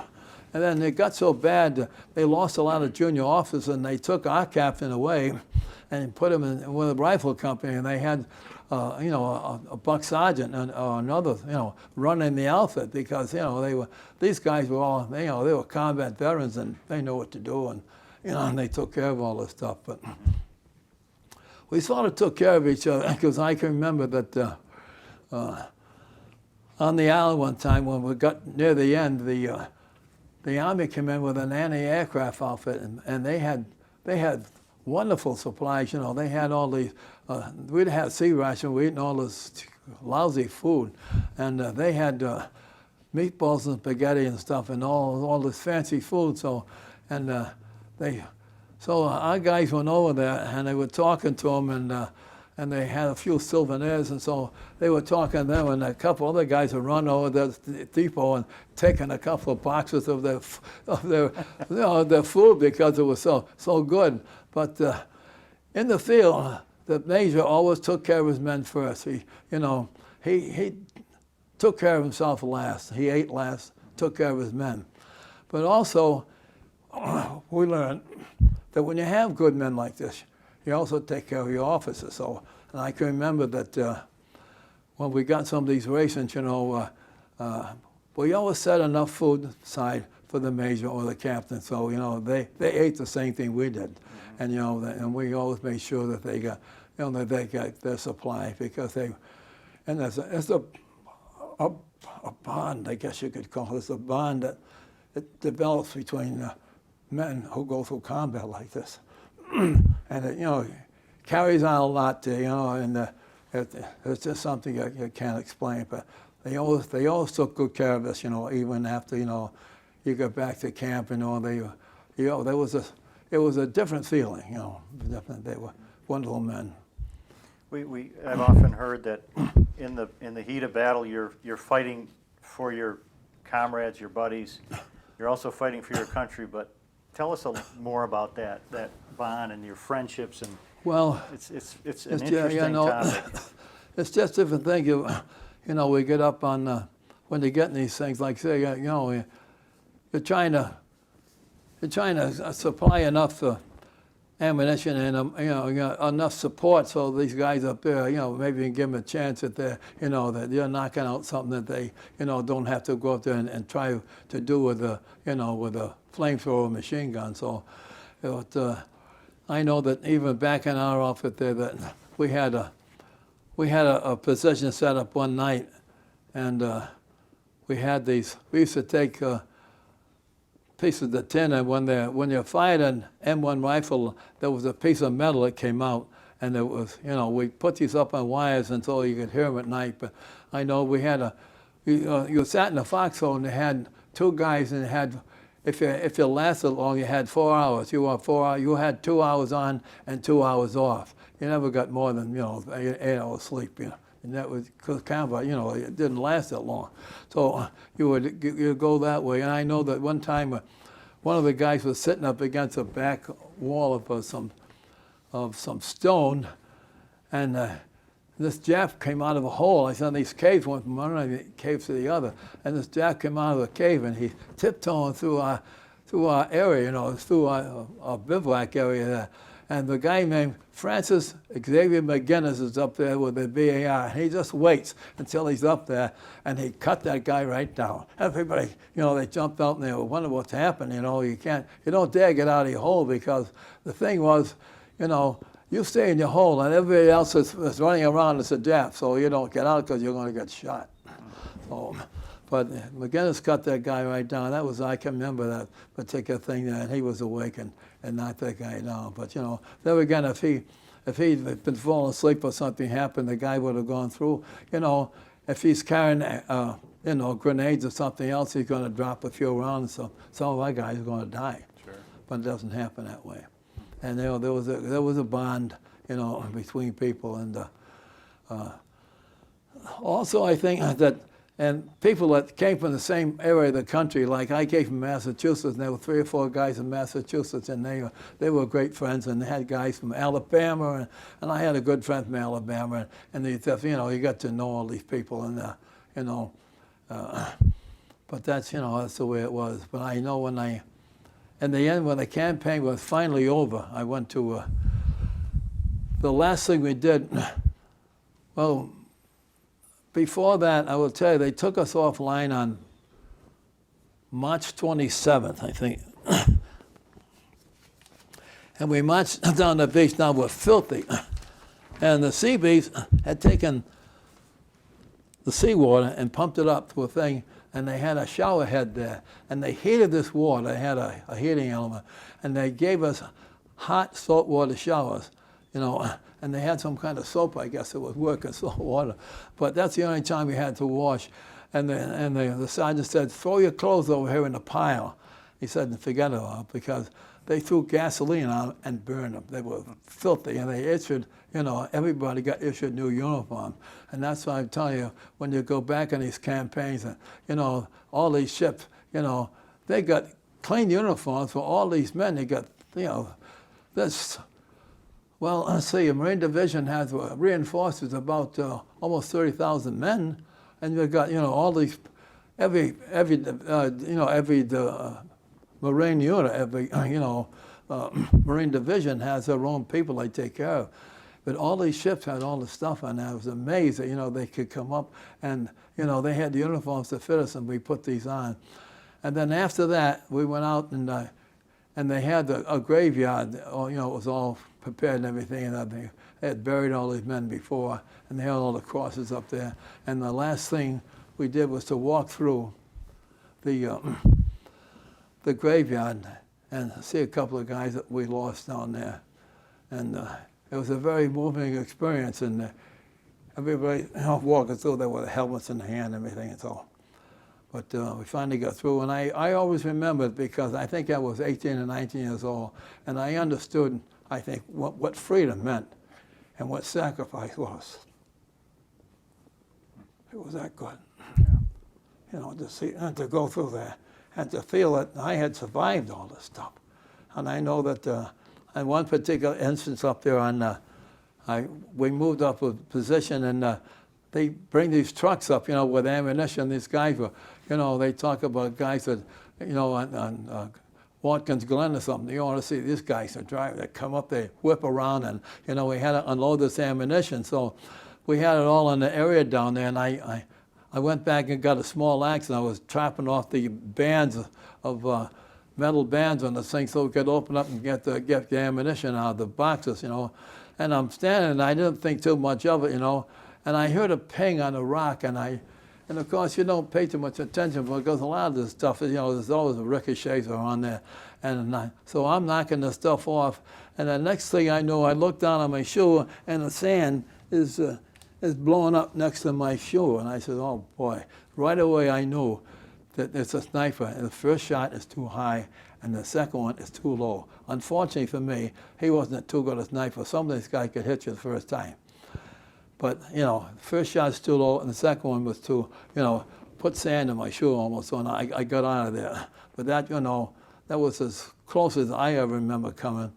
And I talked to Marty Connor. He said, there's only 4 of us around there that are still alive today. And Marty Connor was in the 5th Ray Division, 26th Regiment. And he said, I'm standing here one time. He said, there's a little lull. He said, I'm standing there talking to a guy. He said, he's a few feet away from me. And he said, all of a sudden, he said, there's a hole in the middle of his head. And they said, some sniper had fired, it went over his shoulder and into this guy's forehead, and he dropped right down dead in front of him. He said, I couldn't believe it. He said, and I know that, and Ray Piper told me that they had another guy was up there, and he was shot, and the bullet went in his helmet. And believe it or not, it spun around about 3 times on the interior of the helmet, and then the bullet itself, which was red hot, dropped down in the shirt, went behind his neck, and he said, got a big burn out of it. But the guy, he said, I couldn't believe it. They took off the helmet, and you could see 3 marks around where the bullet went in on an angle, and instead of going through it, spun around inside his helmet 3 times. And, Somebody was watching. Yeah, and the guy says, geez, I don't know. He said, I'll have to keep this helmet forever. Tell me how this affected your faith. Tell me a little bit about that. Did you pray when you were there? Was it not a component? Yeah, of they it? had. Well, I'll tell you one thing that's true. I'm going to tell you about one regiment, the 28th Marines, which was that outfit was responsible for putting the flag up on Iwo Jima. They landed on February 19th with 3,500 men. And when the campaign was over, about a month later, they had 610 men left. 610. And that's only one regiment. We had 6,824 men that were killed outright. And we had almost 20,000 injured. God only knows how many of those died. And I know that when they finally got the airfields, they were trying to fly some of these people out to Guam, to major hospitals down there. But they couldn't fly guys out that had lung injuries because they couldn't stand the pressure up there. They just they went down and they went away from that stuff. But I will tell you about this that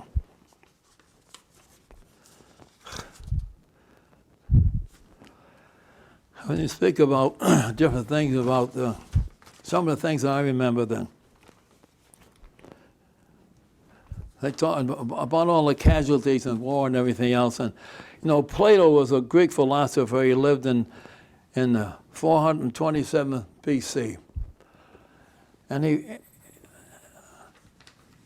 he had one of the most profound statements I've ever heard, probably in the history of the world. And Plato said that only the dead have seen the end of war. If you think about that, going back to even times in biblical times and even up to now, it's how true that statement is that only the dead have seen the end of war. True. And it's really something. And I carried a small Bible on Iwo Jima, and this is what what's left of it. It's all. This is the front part of it, and there's different things in there. And I know that it got the whole time? That was with you the whole time? Oh yeah, with the whole time, yeah. And the front cover, I guess, got lost. But you know, it got hit in the rain and everything else. And I know they had a place in the back, different places you could look if you wanted to, you know, that would help you, places that would help you. And I had different verses in there. And It helped you get by? yeah. So, and my sister gave me this, and I always kept it. Can you read it And to so I us? said a prayer for you today. Would you And read the prayer to us that she sent? Yeah, my sister, yeah, said, Read it to us. I said a prayer for you today. No, I can't read it. It's really too A fine. little dim. And Okay. yeah, and God must have heard me. She said, I asked for you, and then I asked for happiness in all things great and small, but I asked that He would preserve you for the meaning of it all. But I had this, and it was beat up, and I had different things, but I kept this thing, and I had, as the days go on, I took it, but I had that, thing, and like I say, I let Patricia borrow it because she's a good Christian lady that I know, and it takes care of this or wherever she goes. But you gotta look at it if you want. But in that testament there's in Matthew's, in the 5th chapter down there, it's called the Beatitudes. One of the Beatitudes is that blessed are the meek, for they shall inherit the earth. And my own opinion is that, they're the only ones that are deserving, because we haven't done too well, and all the things we've tried to do, because, they fought World War I, World War II, and they went through the Korean War and Vietnam, and, no lessons I've ever learned from this stuff. Nobody understands, In my own opinion, as if you don't mind my reading, I thought that man's relationship to man was still in the dark ages. In spite of all the technological advances he's made, he's yet to figure out how to settle his differences without going to war and killing each other. There has to be something different. And I did know that I kept this. There were two things. This is something that you had to go through. This is the battlefield you had to walk through your own men. Those men have fallen, obviously. Yep. Yep. The LST, the landing craft that got blown up, is this one here.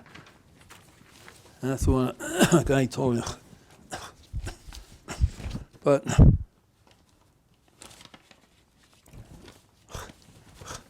I got to get that other. Oh yeah, here we That go. beach was a mess. Yeah, it is. And then men, and it was tough. They had all these men were lying all over the place. But I've often wondered, that. But nobody knew when we went up there how bad the battle was going. We had no idea what we were facing, and I don't think the Japanese knew either what they were going to go through. But it was just. But they had to have that island because, like I told you before, they needed those airfields so desperately. In fact, the commanding general of the Air Force said, he says, we can't continue to suffer these losses because he said, we're losing all these B-29s. They would fly off in huge formations. They'd send maybe 900 B-29s up there, and God only knows how many came back. And you got to think of it this way too. You got a guy in the B-29. If he gets shot, he's stuck up there because there's no corpsman to help this guy. He's either got to help himself or else he dies. And they got to fly all the way back to Guam, and if they, hopefully the guy lives. People don't realize that, but there was no one had to come up and help this guy. And he's getting hit with 50 caliber stuff. These planes aren't shooting 30 caliber; they're shooting 50 caliber, and he got shrapnel that's flying around the air and everything else. So it's something, but. If they could, like one pilot said, he said, I thank God for all the Marines. He said, if it hadn't been for them, we wouldn't have got back. And they figured there was something like 2,700 flights that were able to land on Iwo Jima all the times that they went up there when the fighter crews, they made it back. And the guy said, no matter how bad my plane was, he said, if I could just hold on, he said, I could also get back to Iwo Jima. And he said, and they were very, very thankful. So, 2,700 planes, yeah, and each all had a the- full crew. yeah, how much he appreciated what you did. But I will, in spite of what I told, that's my own, thought on the earth there. But I cut this out of a paper because it's worth reading. And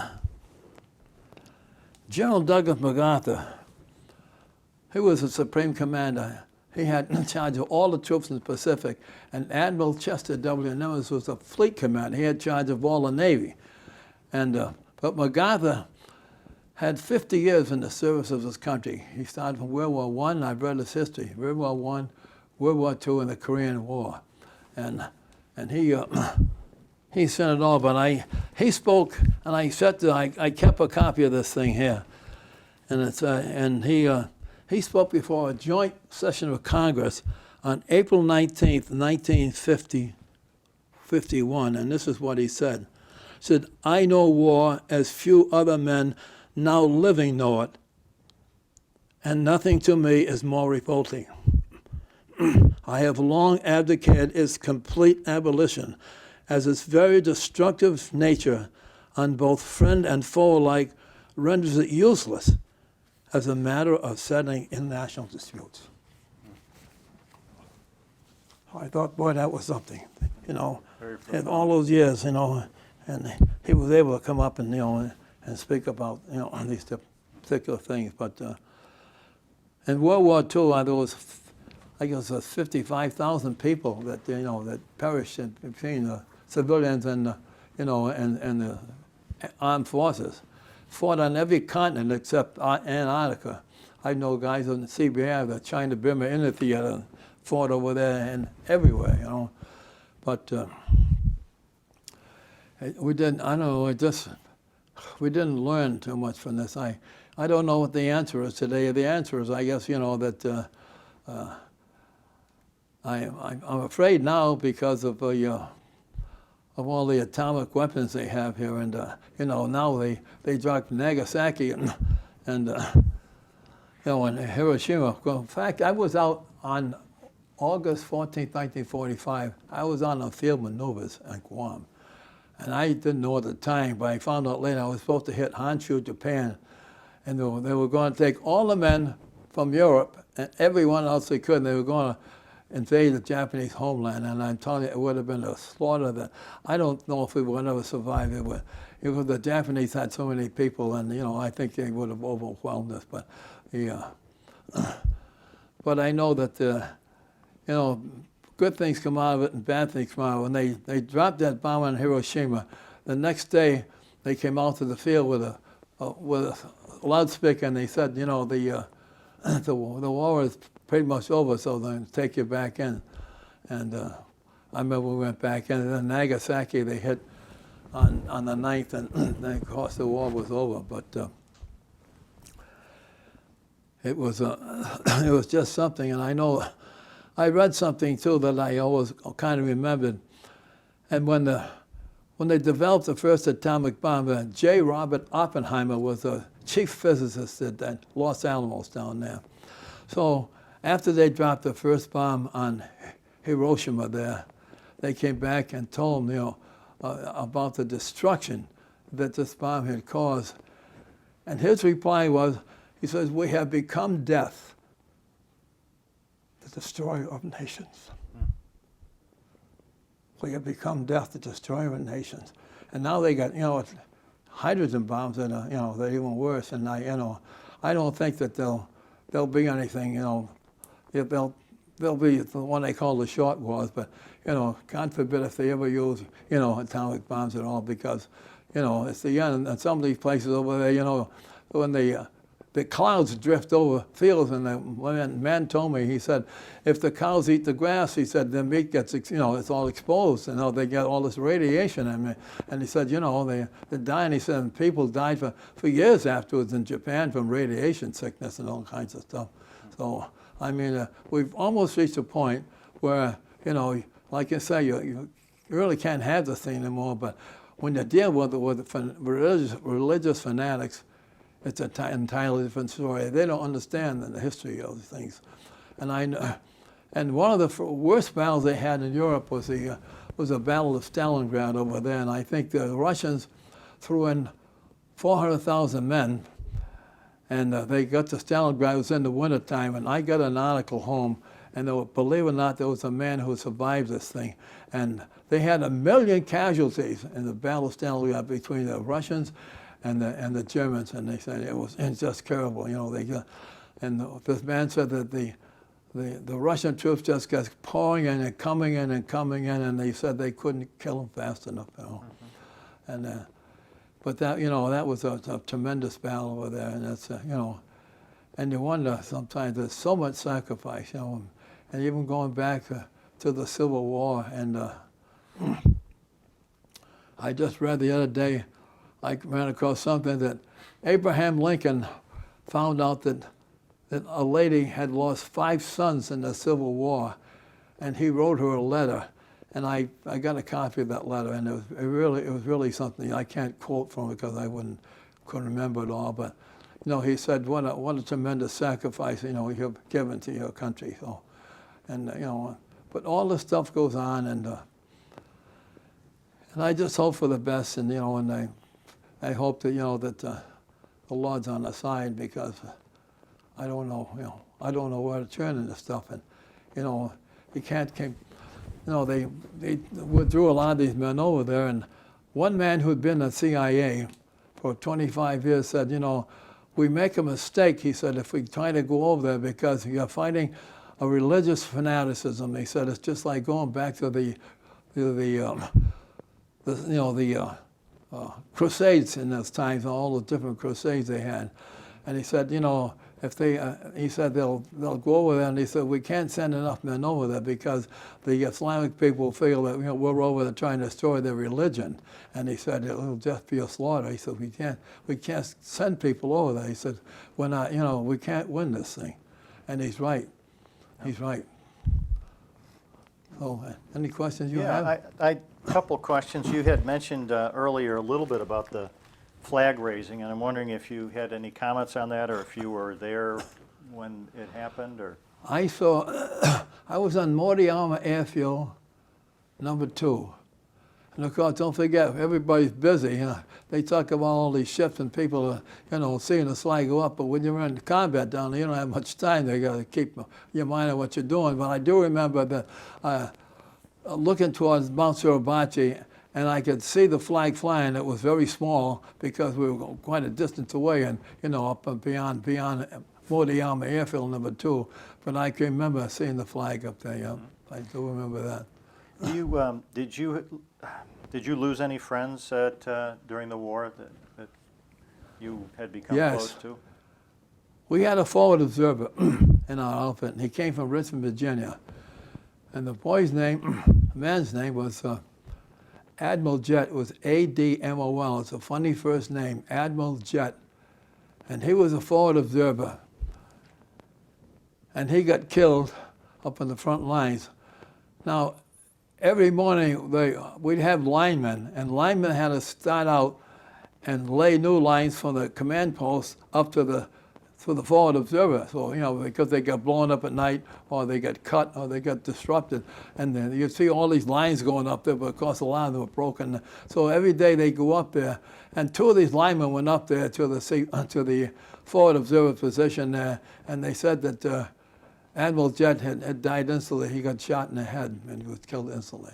And he came from Richmond, Virginia.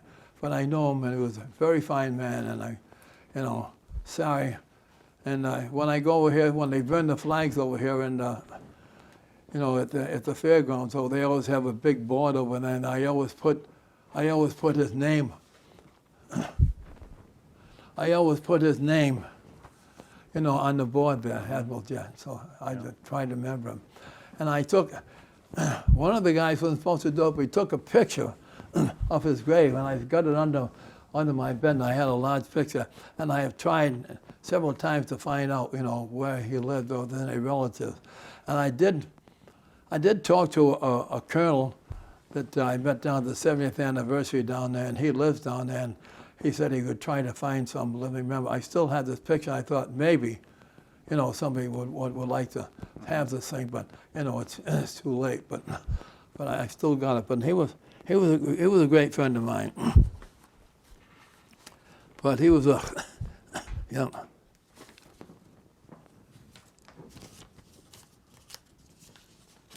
Patricia bought some.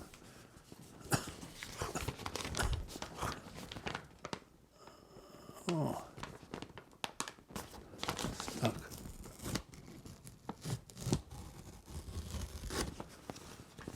The flag raising is something that I say that's almost a history in itself, but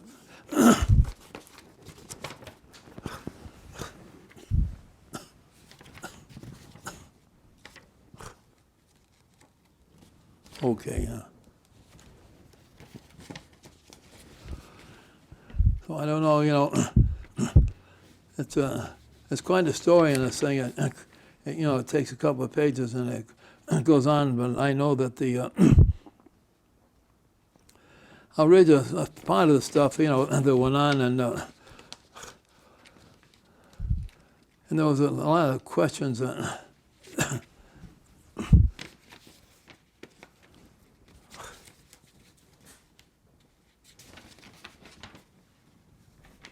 This Colonel David Severance, he's still alive, he lives in California. He was a commanding officer of E Company, 28th Marines, and they're the ones that raised the flag on Iwo Jima. And they talked about, you know, about how they were, that Private First Class Ira Hayes. The second flag raising I always call, most of it referred to as the Joe Rosenthal flag, because he's the one that took the picture. And that went in there, and I read somewhere that, you know, we had censorships in those days, so he took a lot of pictures, and he had to send his pack into Pearl Harbor to the people down there, and they, you know, down there, because they had to review everything. They had to pass the clearance down there before they'd let anything go out during the war. So they sent his pack down there, and they developed a picture. And from what I read, the man that developed this picture said that, my God, he says, look at this shot. And they looked at it and they said, geez, we'll have to put that right on an AP right away. And that shot went out all over the world. And that was the most famous shot, you know, was in the history of the world, I guess. Sure. But that's how it got down there. And he was, but there were 3 guys survived that. And I saw that Bradley survived it, Ira Hayes, and Ring Gagnon. Ring Gagnon came from, let's see, Bradley came from Virginia. Ring Gagnon came from Manchester, New Hampshire.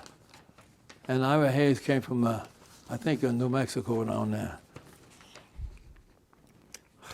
But I'll read you the last paragraph down there. He said,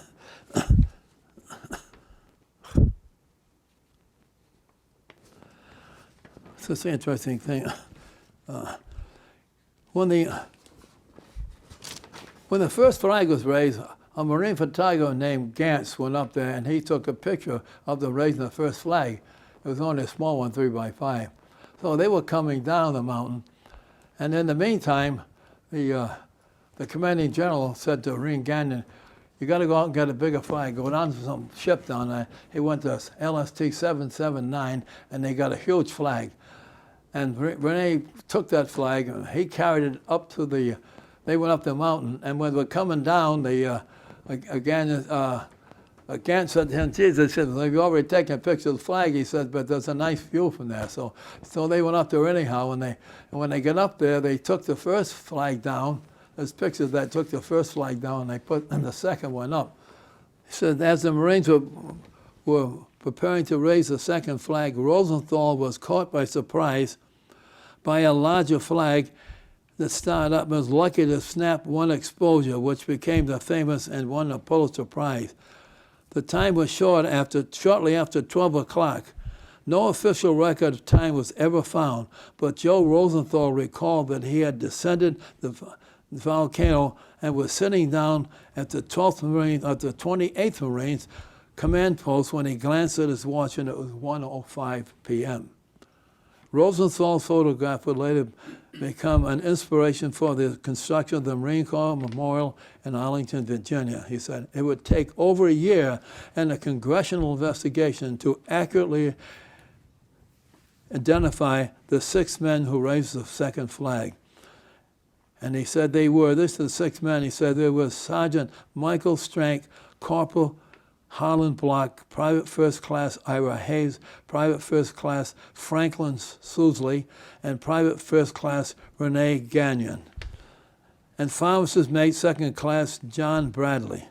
Hayes, Gagnon, and Bradley survived the battle. All 3 have since died. John Bradley was from Wisconsin. I thought he was from Michigan.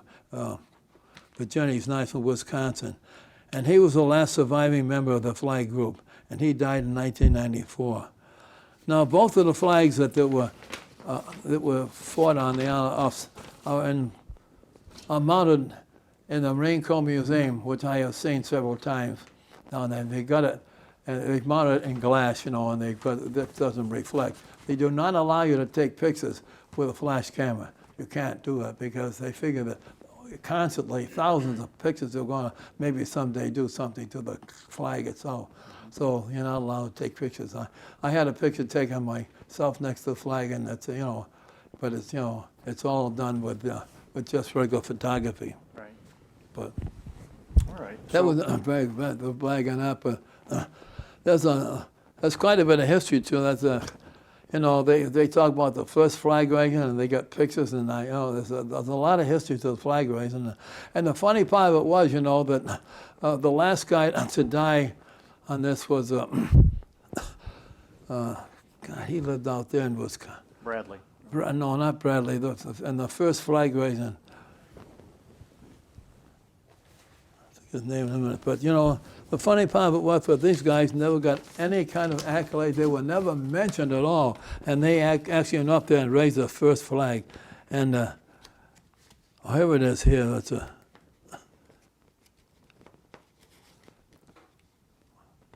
No.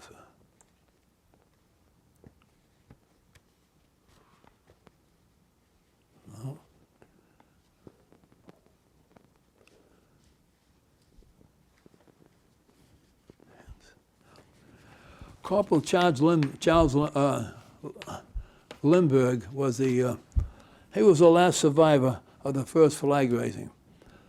And as I say, I read stuff and I read articles, and I don't know whether they felt they were, they were going to, they were bypassed or something. But the thing was that, when Rosenthal took that picture, it got out on the press right away, and it became a very famous thing. They had a war bond drive over and everything else, and the first flag, I guess, probably faded into obscurity, I guess you could say. But they, I read an article by Hansen, and he said, Lindbergh, he said, I'm surprised, he said that, that we didn't get some kind of recognition, but they actually raised the first flag. And they never got any recognition for it, so it's sad, but that's the way it was. The circumstances were such that that it developed with Rosenthal up there with the second flag. Right. But the way he took the picture and the way it got developed, and the picture he took. Now Gantz took pictures up there too, but they never, they never got developed. They never got, the coverage here. That I think that Joe Rosenthal was able to, his pack got into to Pearl Harbor, and it got exposed, and that's it started right out. Yeah. Okay, so you're, the end of the war. What happened at that point? You mentioned that the wars ended. Well, when the war was ended, I finally found out later that my alpha was supposed to hit the Honshu, Japan, with a bunch of different army units who were all going to go in and hit it together. But I had only been overseas about a year and a half, and that nobody came home that soon, So the war was over, and a lot of these the guys had been over there for maybe 3 years, and or more. I've been through these campaigns. The officers and men, they were all, they went back and got discharged, and some of them got replaced. But in my particular case there, we hung on until after they gave us a nice Christmas dinner on Guam, and then I bought another ship, and they sent us up to China.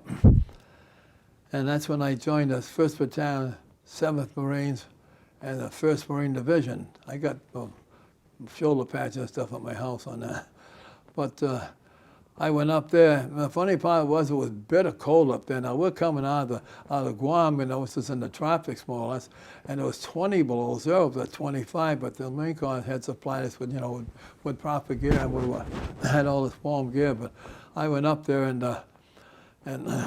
I had guard duty up there. The Chinese had huge coal mines up there in the northern part of Hopi Province, and they had so much that some of these seams of coal would actually come out of the ground. They had all kinds of coal, and they needed this coal to keep the operations down in Shanghai and all the business and the industry going down there. So all the coal came out of all these provinces up north, especially Hopi Province, and it was all went down by train. And of course, the communists would try to blow up the bridges and the tracks and everything else, to try to prevent this. But we had what we called track duty, and we had a large bridge over the Yellow River up in that area there, and we had 2 machine gun towers on each end of it, just to make sure that nobody got out there and blew it up. So then I was out on track duty, and I went up there, and we had. I was my regiment had the last track, last post on that track, and I had to go every week. We had to take intelligence reports that we would gather, and the Chinese people were pretty good. We had a pretty good account of what the communists are doing, and we'd have to take intelligence reports down to Tientsin, and I know we went down there and turned in those reports, and it was different. We were the only guys who were allowed to carry weapons in the city of Tientsin because, they didn't allow, one of the MPs had weapons, so we came down there. And I can remember one time we walked along the road, and there was 2 girls from UNRWA. Now, UNRWA was United Nations Rehabilitation, and they were over there doing, civilian work, helping people out. And they had beautiful blue uniforms. They were really nice-looking girls. And we were walking down the street there, and these 2 girls were there, so we struck up a conversation. And we were enjoying ourselves, and they were very pleasant. We had a nice conversation. And a Marine pulls up in the Jeep, and he said, "I'll give you a ride, girls." And so the girls, they got, they were on a time limit, so they get in the Jeep. And the guy next to me, he takes out his, he had a carbine, and I said, "I'm going to shoot the tires off that son of a bitch." He said, "So I don't do it." I said, "If he does that," I said, "We're going to end up in the break." I said, "You can't fire the weapon. You've got to be crazy, we'll get in all kinds of trouble." But I can remember that was an antidote, one of those things. I was going to shoot the tires off. They took away the girls, so we're going to walk down with them. But, a lot of those guys had good duty, and especially the guys who were flying, they all had nice quarters down there in Tientsin and everything else, and, they ate well, and they didn't have up on the track, track duty, it was really, it was primitive up there, boy.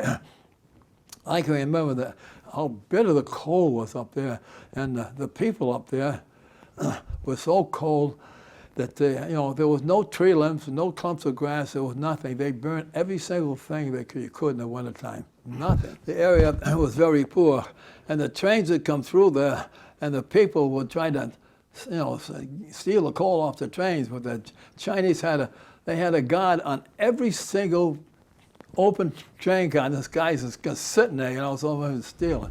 But in the event, and the trains would stop in these stations, and the people would get on, they'd ride from one place to another. There's no fare if they just jump on, But I know that the trains would come through, and the women and children were out there between the railroad ties scraping up this coal, dust, anything they could get so they could use it for the wintertime for, for stuff.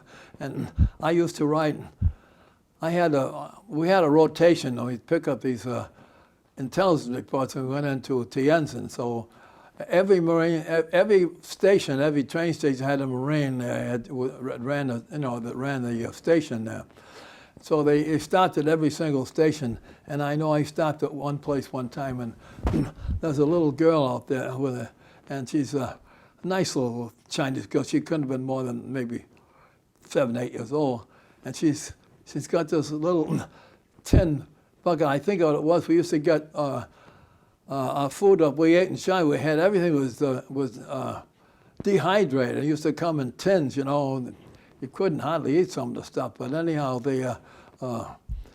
she had one of these tins, and so I'm riding up in the front coal car, you know, on the engine there, and so I took the shovel and I put a couple of shovels full of coal in her you know, her tin there, and her eyes lit up and she didn't know what to do. I don't think she carried it away.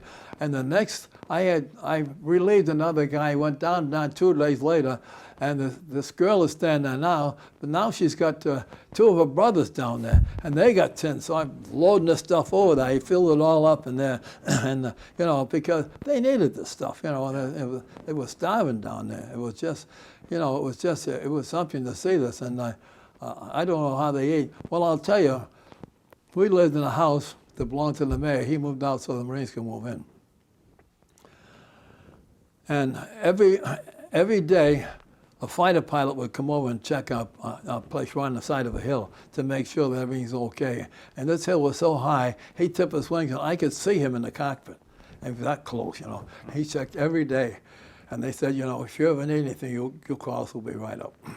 But I went up there, and that was, so up there in those hills, but we had a chow line, you know, we had all this, like I say, there's all this dehydrated food and stuff. A lot of it we couldn't eat, didn't eat. And they had powdered milk. It tasted like chalk. Nobody ever drank it and stuff. Oh, terrible. But we had a GI can, brand new, never used, tipped upside down. And we'd go through the chow line and we'd take what we wanted to eat. And what we didn't eat, the Chinese people were lined up, they would stand there, and they would take everything off a can, you know, we had a mess kit, you know, the brown ones in the cups. They would take everything off there and sort it out. They took every single bit of food that we didn't eat, and what they didn't eat, the animals ate. And there was absolutely no garbage. There was no trash of any kind. I mean, that's how bad these people were. I mean, they're just, you know, just struggling up there. And, you know, and I know that, and of course the hygiene was terrible up there too. And we got up there, and well, it was winter time we got up there, but you know, I was up there for about 6 months and it started to get warm. And they had what I would call them, they were outside latrines, but it was a brick house. And the inside was like a cow's manger. It was half moon. There's no windows or doors in this place, just a roof and windows, you know. There were brick, openings in brick. And the people would come down there and they do their toiletries down there in this place. I never saw any toilet paper or anything, but anyhow, they all came in there. And once a day, some guy, they call him the honeycot man. A guy would come in with a honeycot. Believe it or not, they had a couple of old mules, and they take all this stuff out, and they use it for fertilizer on fields. And I don't know how these people, you had to be talking about survival of the fittest, you know, in Darwin's theory. You know, I know how these people survived, you know, and you couldn't get near the place because the flies were so thick, you just couldn't get in there. But, you know, this is the way these people lived down there. Yeah. And, you know, and it was just sad to see this, but, you know, we gave them everything we had, and I know that one woman, I remember this very, very strongly because it made an impression on me. That she was under the coal cars would stop, and she'd go underneath that. She had a little whisper in a little tin that she'd scrape up all this coal dust or anything they could get out of it. And for some reason, the train started up, and her foot was on the track, and it ran over her foot and took it right off. And I said, oh, Jesus. So we're going to stop the blood from going there. And we had a corpsman down there, because we always had corpsmen with us. And he got in here, and, you know, he stopped her bleeding and stuff, and put some caught us and we put her on that train there, and and told one of the guys, just get her down there till, hope she didn't die between the time that she got down to Tientsin. But, I mean, there was no medical facility, there was nothing. If it hadn't been us, the woman would have bled to death, they had nothing. I don't know how they survived, but, I guess they did raise some crops in the summertime, but, it was a terrible existence up there. Yeah. And I realized, how bad. I learned a lot from these people, and they were good people. I know the women up there helped the Shanghai Shek and fight the communists, but his troops didn't have it. They didn't have any really will to fight. And I ran into a man up there who was a Catholic priest that came from Belgium. He was a wonderful man. He was so happy to see, people that spoke English and the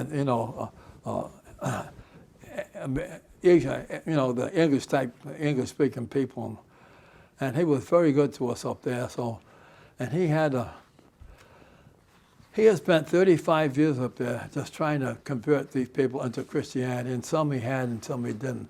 But I admire that man so much. His whole life was spent up there. He taught me how to use chopsticks, and he had services every Sunday, and nobody ever said, what religion are you, or what, and nothing was said, Everybody went to church there, and one of the sergeants and pastors had around. We had all this money, didn't know what to do. We'd give him all this money, and of course he could make good use of it, but. He treated everybody wonderful up there, and I never forgot how it was, and what a good Christian man he was to spend all his life up there, and the way he treated us, and as I say, I'm not Catholic, but it didn't make any difference, And I can't tell you, I watched in the service at the graveyard in Iwo Jima, and I know that when we were burying some of these people, that I can't tell you how many guys from Alabama and Mississippi got last rites from a Catholic priest. Didn't make any difference. Didn't make any difference. So I learned a tremendous amount. And when I learned from there, I came back home and I entered the state police. I had 25 years in there. But a lot of the things I saw there, I could put into use, when I came in the state police, because I knew how to treat people. And I knew, I wasn't afraid to go in and help people if they were in cars and they were bleeding and stuff. I saw enough of it, so it never bothered me. But I always remembered the things that Major Folks was, the way he treated his men. And I often remember, that I said, if I ever get up, I will remember what this man did. And I became a senior investigator in the state police, and I always treated my men the same way. Major Folks that treated me. So you learned a lot about leadership. I learned a lot about men, a tremendous amount about men from the service, because you see all types of people. I served with some very fine officers and men, and and then in the state police too, we had good people. And I worked on the DA's office for about a year down there. So I became, I would travel far. I've seen much, and I've been involved in a lot. And a lot of it was not very nice, but I tried to make good use of what I had. So I've, on some cases, on some accidents, I've tried to help people, but, they died on me anyhow. But I always tried to do, the very best that I could, the very best that I know how, Sure. because that's how I was taught that. Yeah. So how did you find your way home from China? What was the path home? Well, they had a point system. They developed this point system overseas, and I can't remember just how it was, but if you had so much time and were there, and if you had so much combat time and so much overseas time at different locations, they had a list and they had a point system, and for everything, if you were in combat, like I think it was like 10 points, and if you're overseas for so many years or so many months, that was other points, and they had this point system, and if you had enough point system, if you had enough points altogether, in aggregate, they would send you home, and they had the first sergeant had all these records in there. So when it came time that I had, all all these points, and I had been overseas for about 2 years, almost 2 years. So, yeah, they said, well, you're eligible to go home. So I went back. They put me on a truck one day. I took all my gear with me, and they put me on a truck that went down to Taku, China, and I boarded a ship there that was going back to the United States, and I went from China to Pearl Harbor, and then from Pearl Harbor back to San Diego, and I think I landed the same pier that I left from. It was really something, you know. It was and to think that I had come back there alive, you know, it was something. And I remember I got off there, and they put me in another train, and I went all the way across the country eastbound. Now, I was supposed to go to Bainbridge, Maryland. So we're in Baltimore down there, and they had a bad rainstorm, I guess, before that, and the tracks ran close to a river. Unbeknown to the engineer, I guess, some of the earth had been washed away. So when the train went over there, the tracks spread apart, and the engine fell over, and this live steam flowed into the first 2 cars and killed a couple of people. And I was fortunate, I was in the last car, but the last 2 cars were the only ones that were left standing, and the rest of them were all on the side, and some got burned in there. And the real tragedy was that I was a guy from my hometown. I lived in South Seacock. He came from North Seacock. He had been through all the war, been through all the stuff on the way home. He's in the front car and dies of steam. He got scalded to death. Come all that far. It just overwhelmed you. So I finally got there, and I got they got the train back, and I finally got back to Bainbridge, Maryland. I finally got discharged down there, and they gave you, you gave your discharge, and they paid you all your pay, everything you had, and they paid you all the transportation.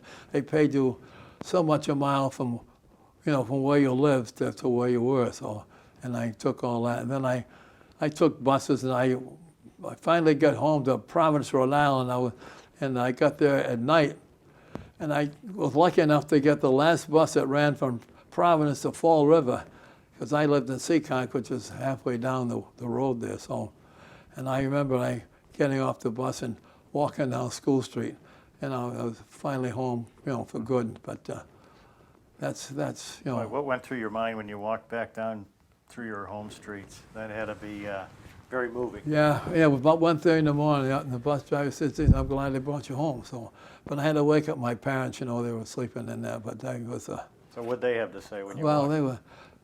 they knew I was discharged, but they didn't know where I was. I had to wake them up and tap on the window. We had a Cape Cod home down there, and I tapped on the window, and they all got up and talked to me for a while. But my father was still working, so he had to get up the next morning to go to work. But I get up, and the next day I walked down School Street, and I walked to the end of the street because I lived in Massachusetts, and the state line of Rhode Island was just down the road. So when I went down there and I sat on the fence down there, and I thought how lucky I was. I was back home, and I was entirely free. So, Sure. And that was more or less the extent of it. But I'd been around a lot, and I hope that And then right after the war, what did you do immediately when you got home? Well, when I got home, I went. I applied to the GI Bill, and that was a wonderful thing. The first GI Bill was great. So I applied, and I got into the University of Massachusetts. And believe it or not, they had the college wasn't equipped to handle all the GI, so I went to Fort Devens, Massachusetts. Fort Devens, University of Massachusetts. At that time it was called Mass State College. It was a land-grant college. It came through from Abraham Lincoln, believe it or not, signed all these things, land-granted colleges. This is Mass State College. So I went down there and went down to school, started down in Fort Devens, Massachusetts, and what they call the Mass State College. And I was with a guy, and we lived in these dormitories, the same ones that the troops had lived in. And the guy comes up and says to me one day, he says, "I can't believe it." He says, "I'm taking English in the place I used to sleep." So I said, so finally, they got good, and they were able to transfer us up to Amherst campus of Amherst, Massachusetts. And now and you know they got money from the government for putting all these GIs through, and they gave us $35 a month to live on, and you could just about make it. You know, you could live on this, you know, and so I was up there and I went to school and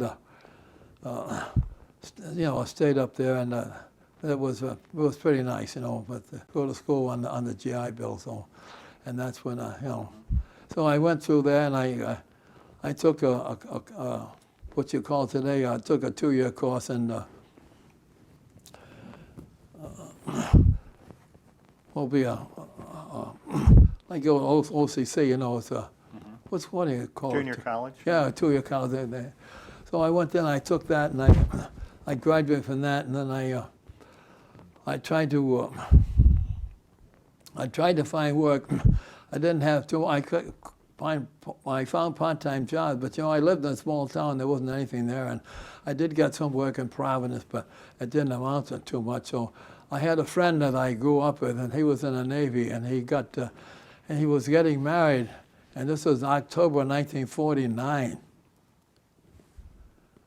And he said, yeah, I'm out there. He said, I got a job out there. I said, I'm a radio telegraph operator for Northwest Airlines. And he said, and I met this girl out there, and I'm getting married. He said, I want you to be my best man. So he said, my mother and father going out there. He said, you know, would you be able to ride out there with me? And I said, yeah, I will, because I'm not working anyhow. So, and I get in there, and I remember we left Seekonk, Massachusetts early in the morning, and the first day, we got up to Auburn, New York. It was a long ride. I remember going down the hills and everything else. And you know, it was the strangest thing I ever. You know, all these things that happened over your mind, like regressing somewhat. But anyhow, we came to this place just outside of Auburn, and it was a nice rest home. And a man had a farmhouse, and they took in tourists. And it had a big sign outside of his place that said, "You auto rest." And so my friend's father said, gee, it looks like a nice place, we'll stop in there. I said, these farmers, you know, they're probably pretty nice people. And they were. They had a big house, and the house was immaculate, and the husband and wife were good, and the bedroom was beautiful. All the sheets were clean and very nice and all.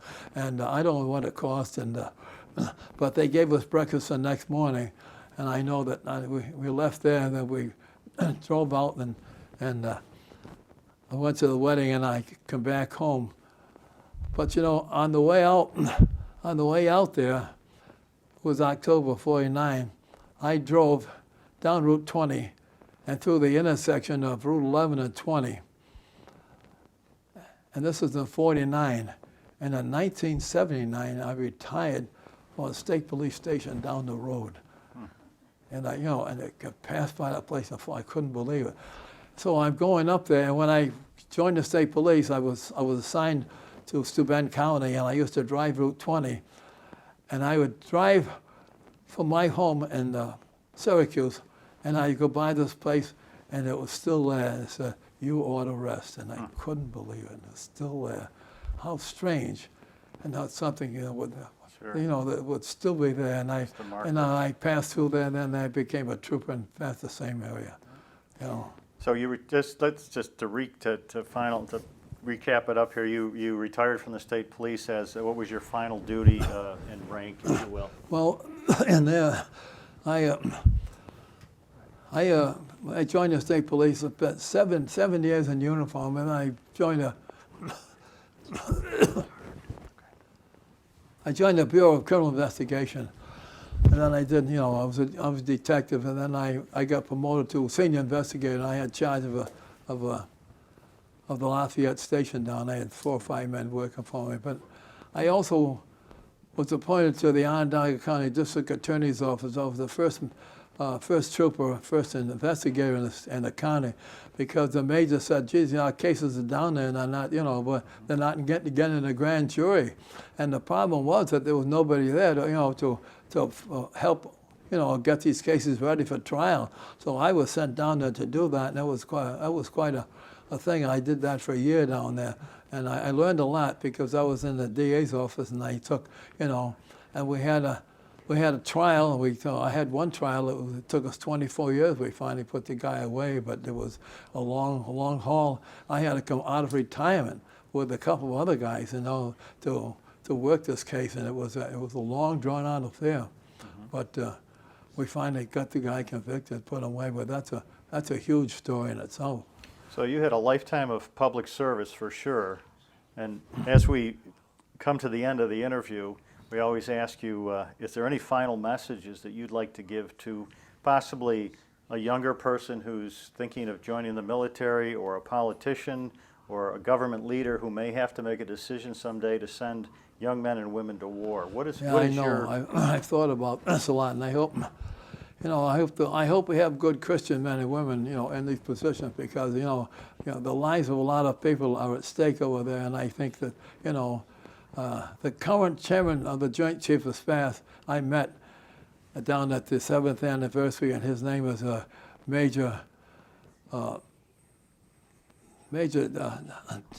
Dunford, and he's been appointed Joint Chiefs of Staff. The guy's got a tremendous background. And I hope that the people listen to these people, because they know how bad it is. I told a lot of people, there could be more patriotism in the country. I think I go down when I talk to these people in these places. I said, always have good things to say about your country, and stand up for it, because we've got people from the Revolutionary War that went through the snow up there with rags around their feet. They did so much, and I said, there's so much sacrifice in, all these people, not just, in Normandy and places. And I heard a thing on one of the channels one night. They were interviewing people on a particular thing, and he was saying that up there in Normandy, he said, when they dropped the ramp on these Higgins boats, he said they were machine gunning the people as they came out. And that these two German soldiers that were alive, they interviewed later, because they were survivors of that thing. But just to go and show, that there's so much sacrifice, and it's they say freedom isn't free.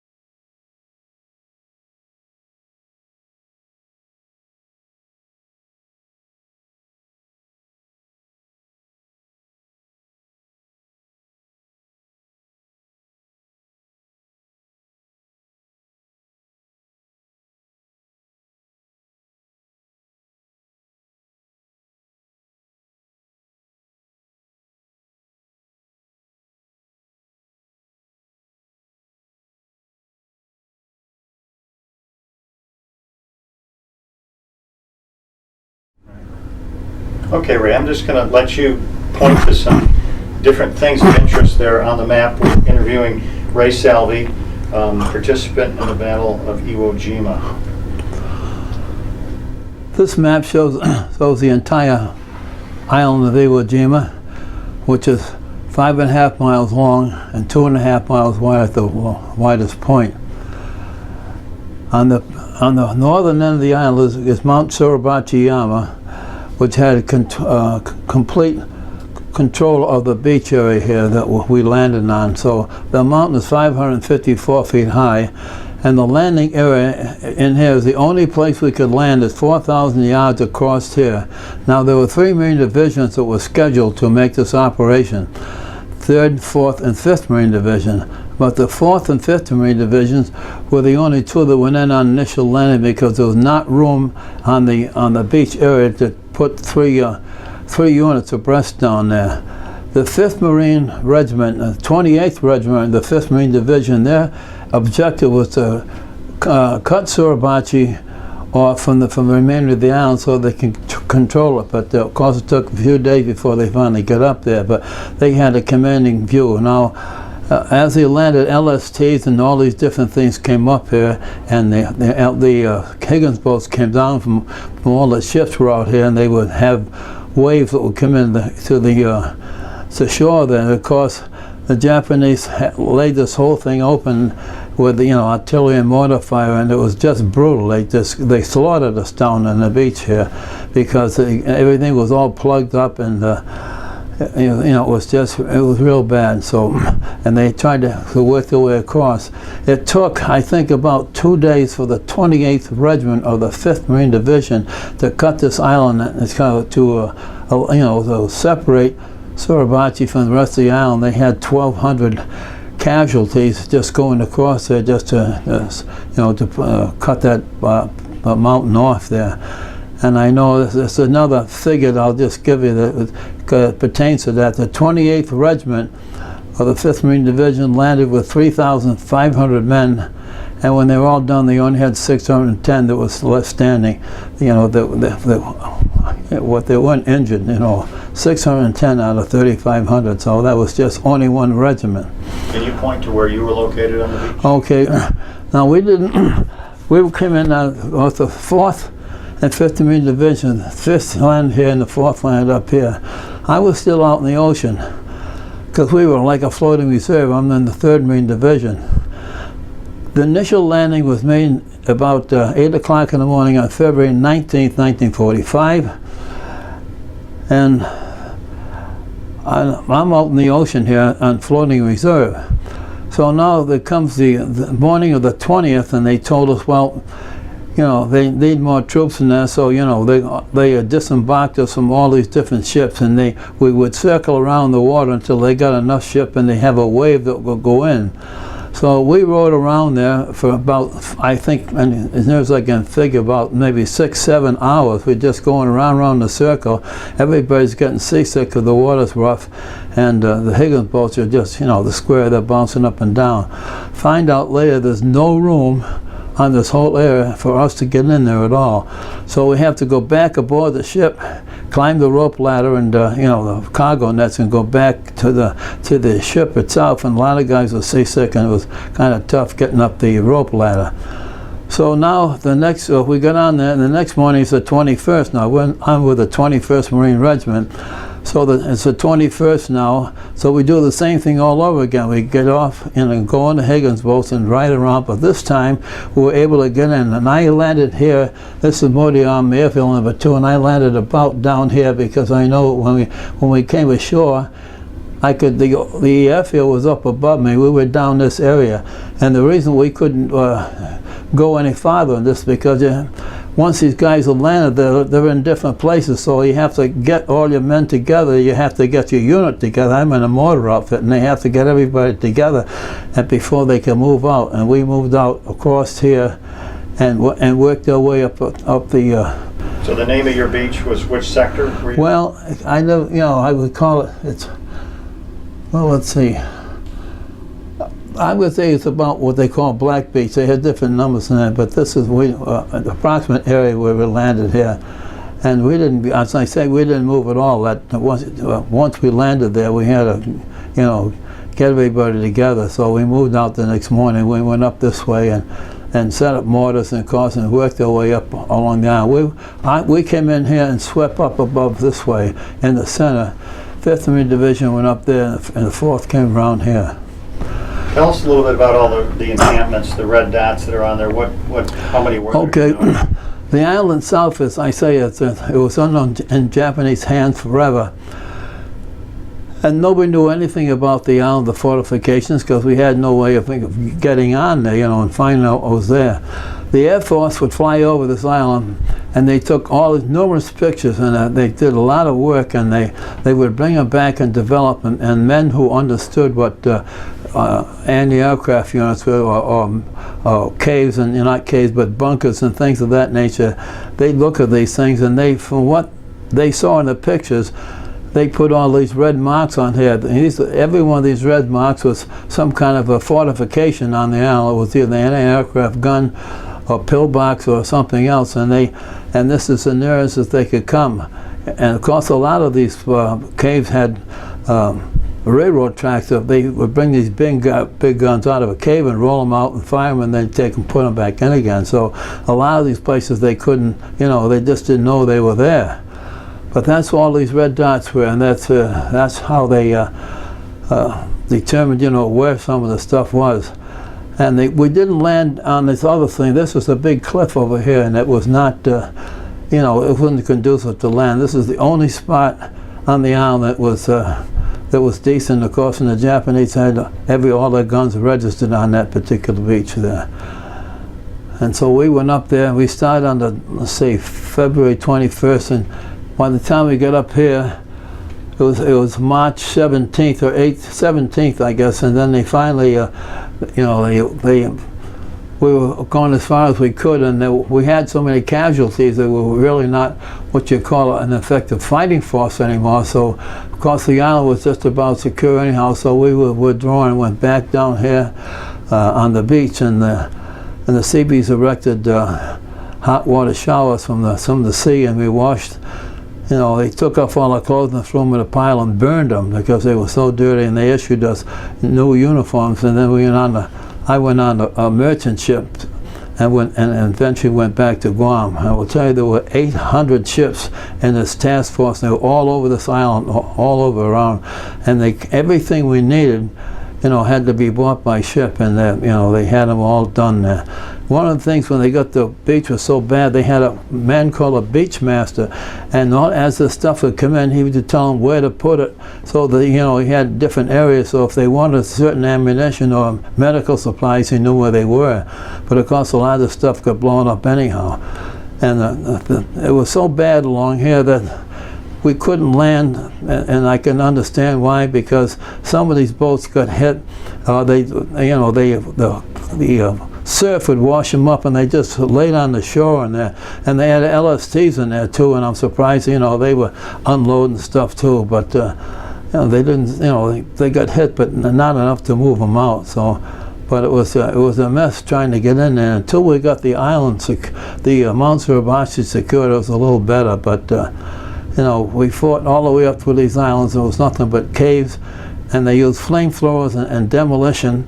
We saw very few troops.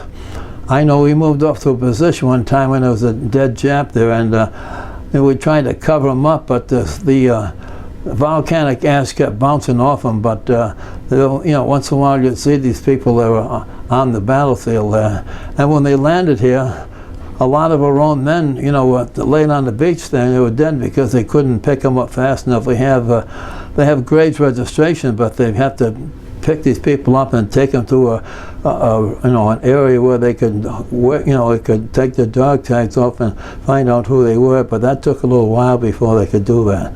So that was generally the island was declared secure on the 17th of March. Do you remember the first plane landed? Did you see that? Yeah, the first plane came down, it was called Dynamite, and they landed on airfield number 2 up here. That was the first plane that landed on it, and it was called Dynamite. Can you talk a little bit about the strategic nature of why we had to take Iwo Jima? Yes, I can.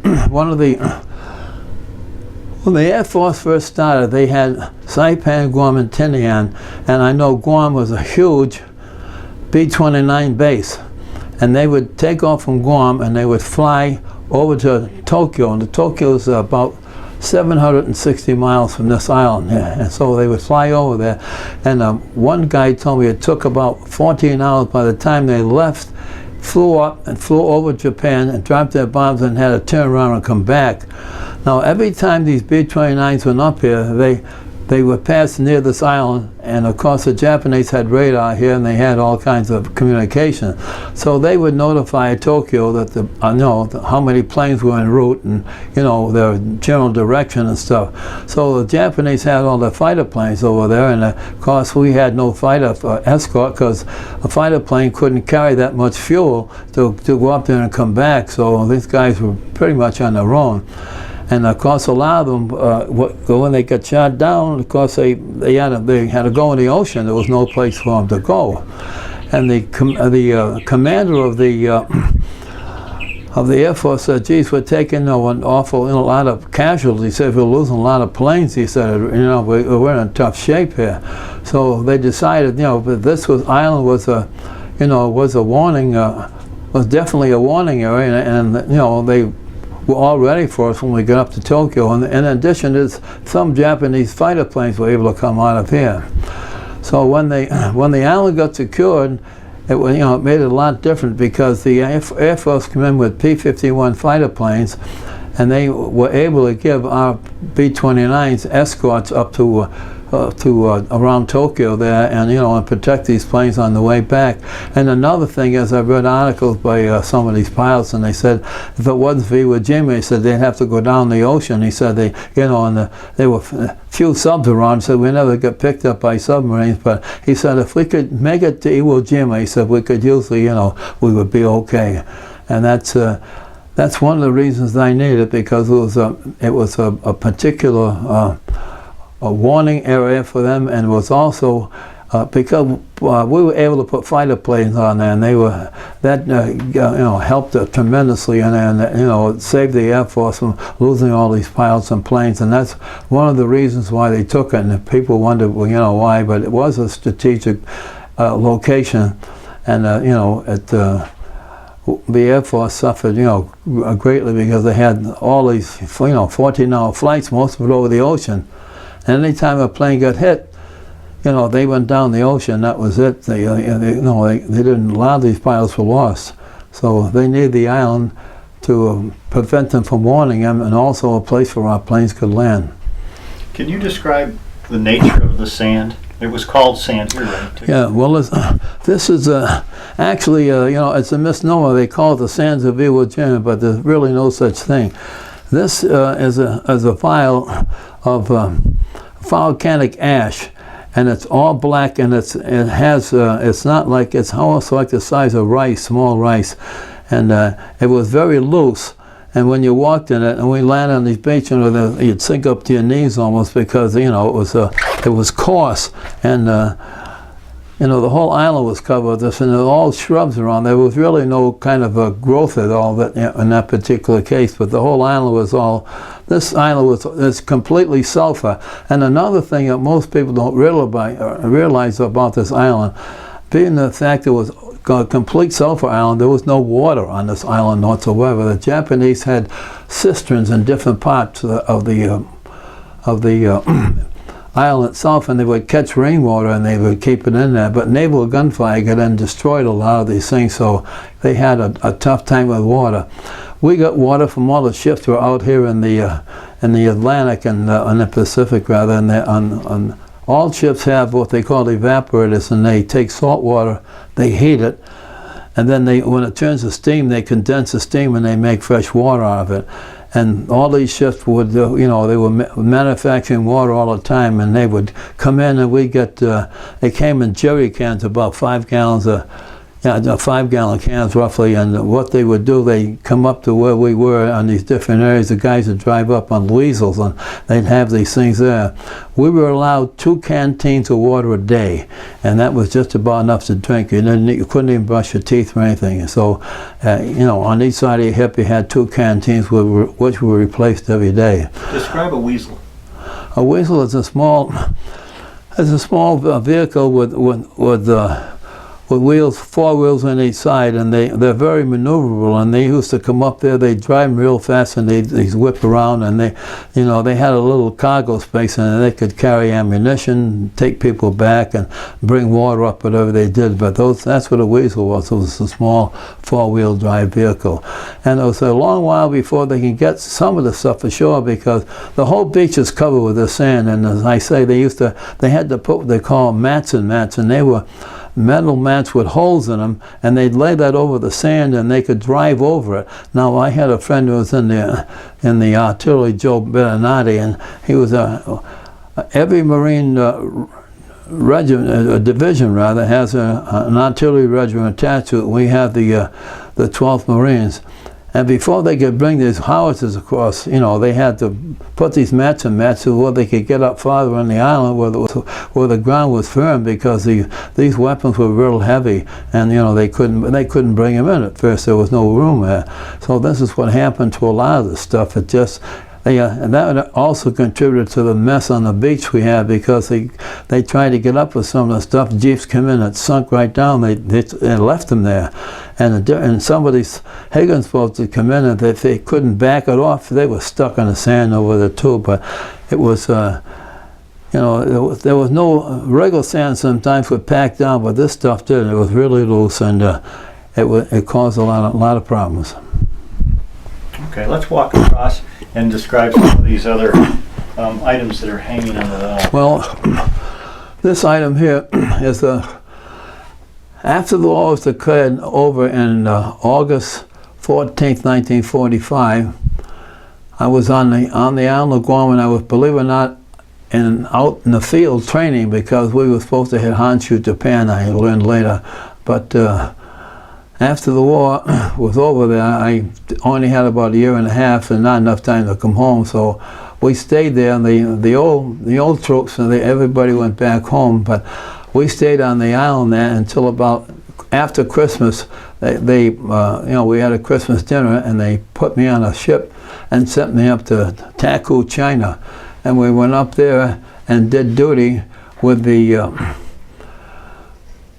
Well, actually, I went with. I'll tell you, I went with the 1st Marine Division up there. But while I was in China over there, they had this paper. You know, they were very good at making stuff out of silk. And this flag here is a nationalist flag under Chiang Kai-shek, and he was, you know, that was the army there at the time. And this was with the American flag and the Marine Corps emblem, and it tells, you know, the date of my duty in China in '46. So I had that, I bought one of those, and I brought it home and had it framed. Over here is my 1st Marine Corps discharge, and that's the one that lists all these places. It tells on here what my, you know, what I did in the area I served. I was a mortar man. I was a mortar NCO. I was in 81mm mortars. But it tells here, it says,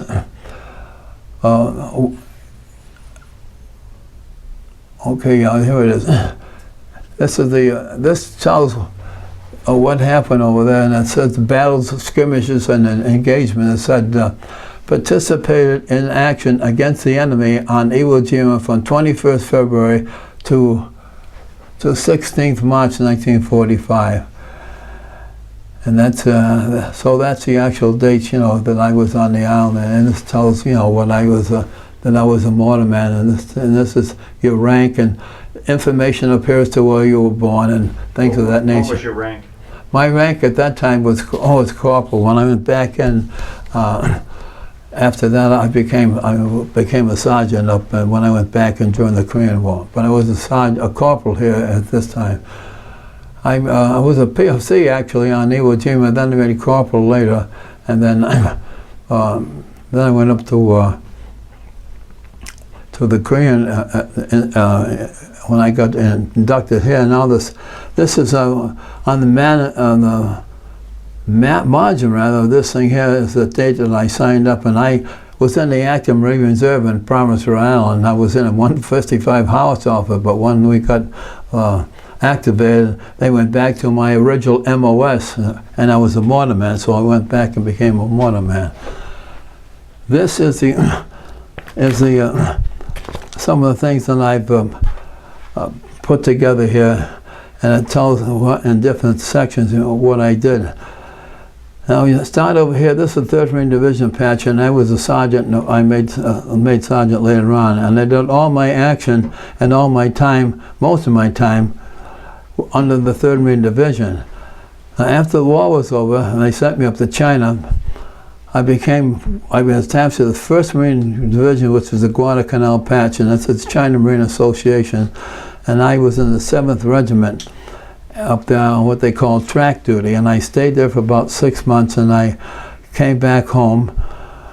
You know, I got on a ship and we went from China to Pearl Harbor, and from Pearl Harbor back to the West Coast, and then I finally got discharged. But due to the fact that I was in the inactive reserve, I used to have to go down every once a month to to train and things.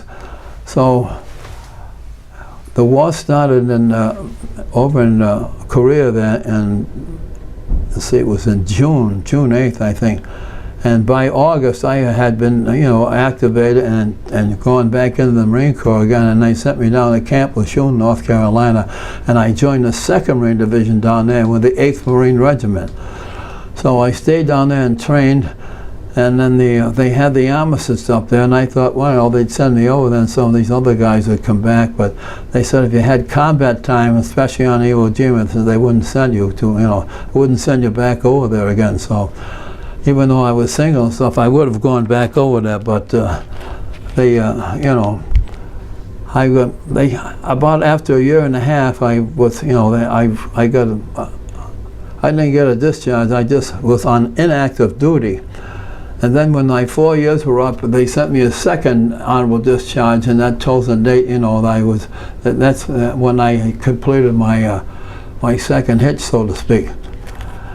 And down below here is this is a listing of some of the combat ribbons and stuff I've had. Walk through each of the medals. Well, I have a list of the medals here, and I'll just go over them.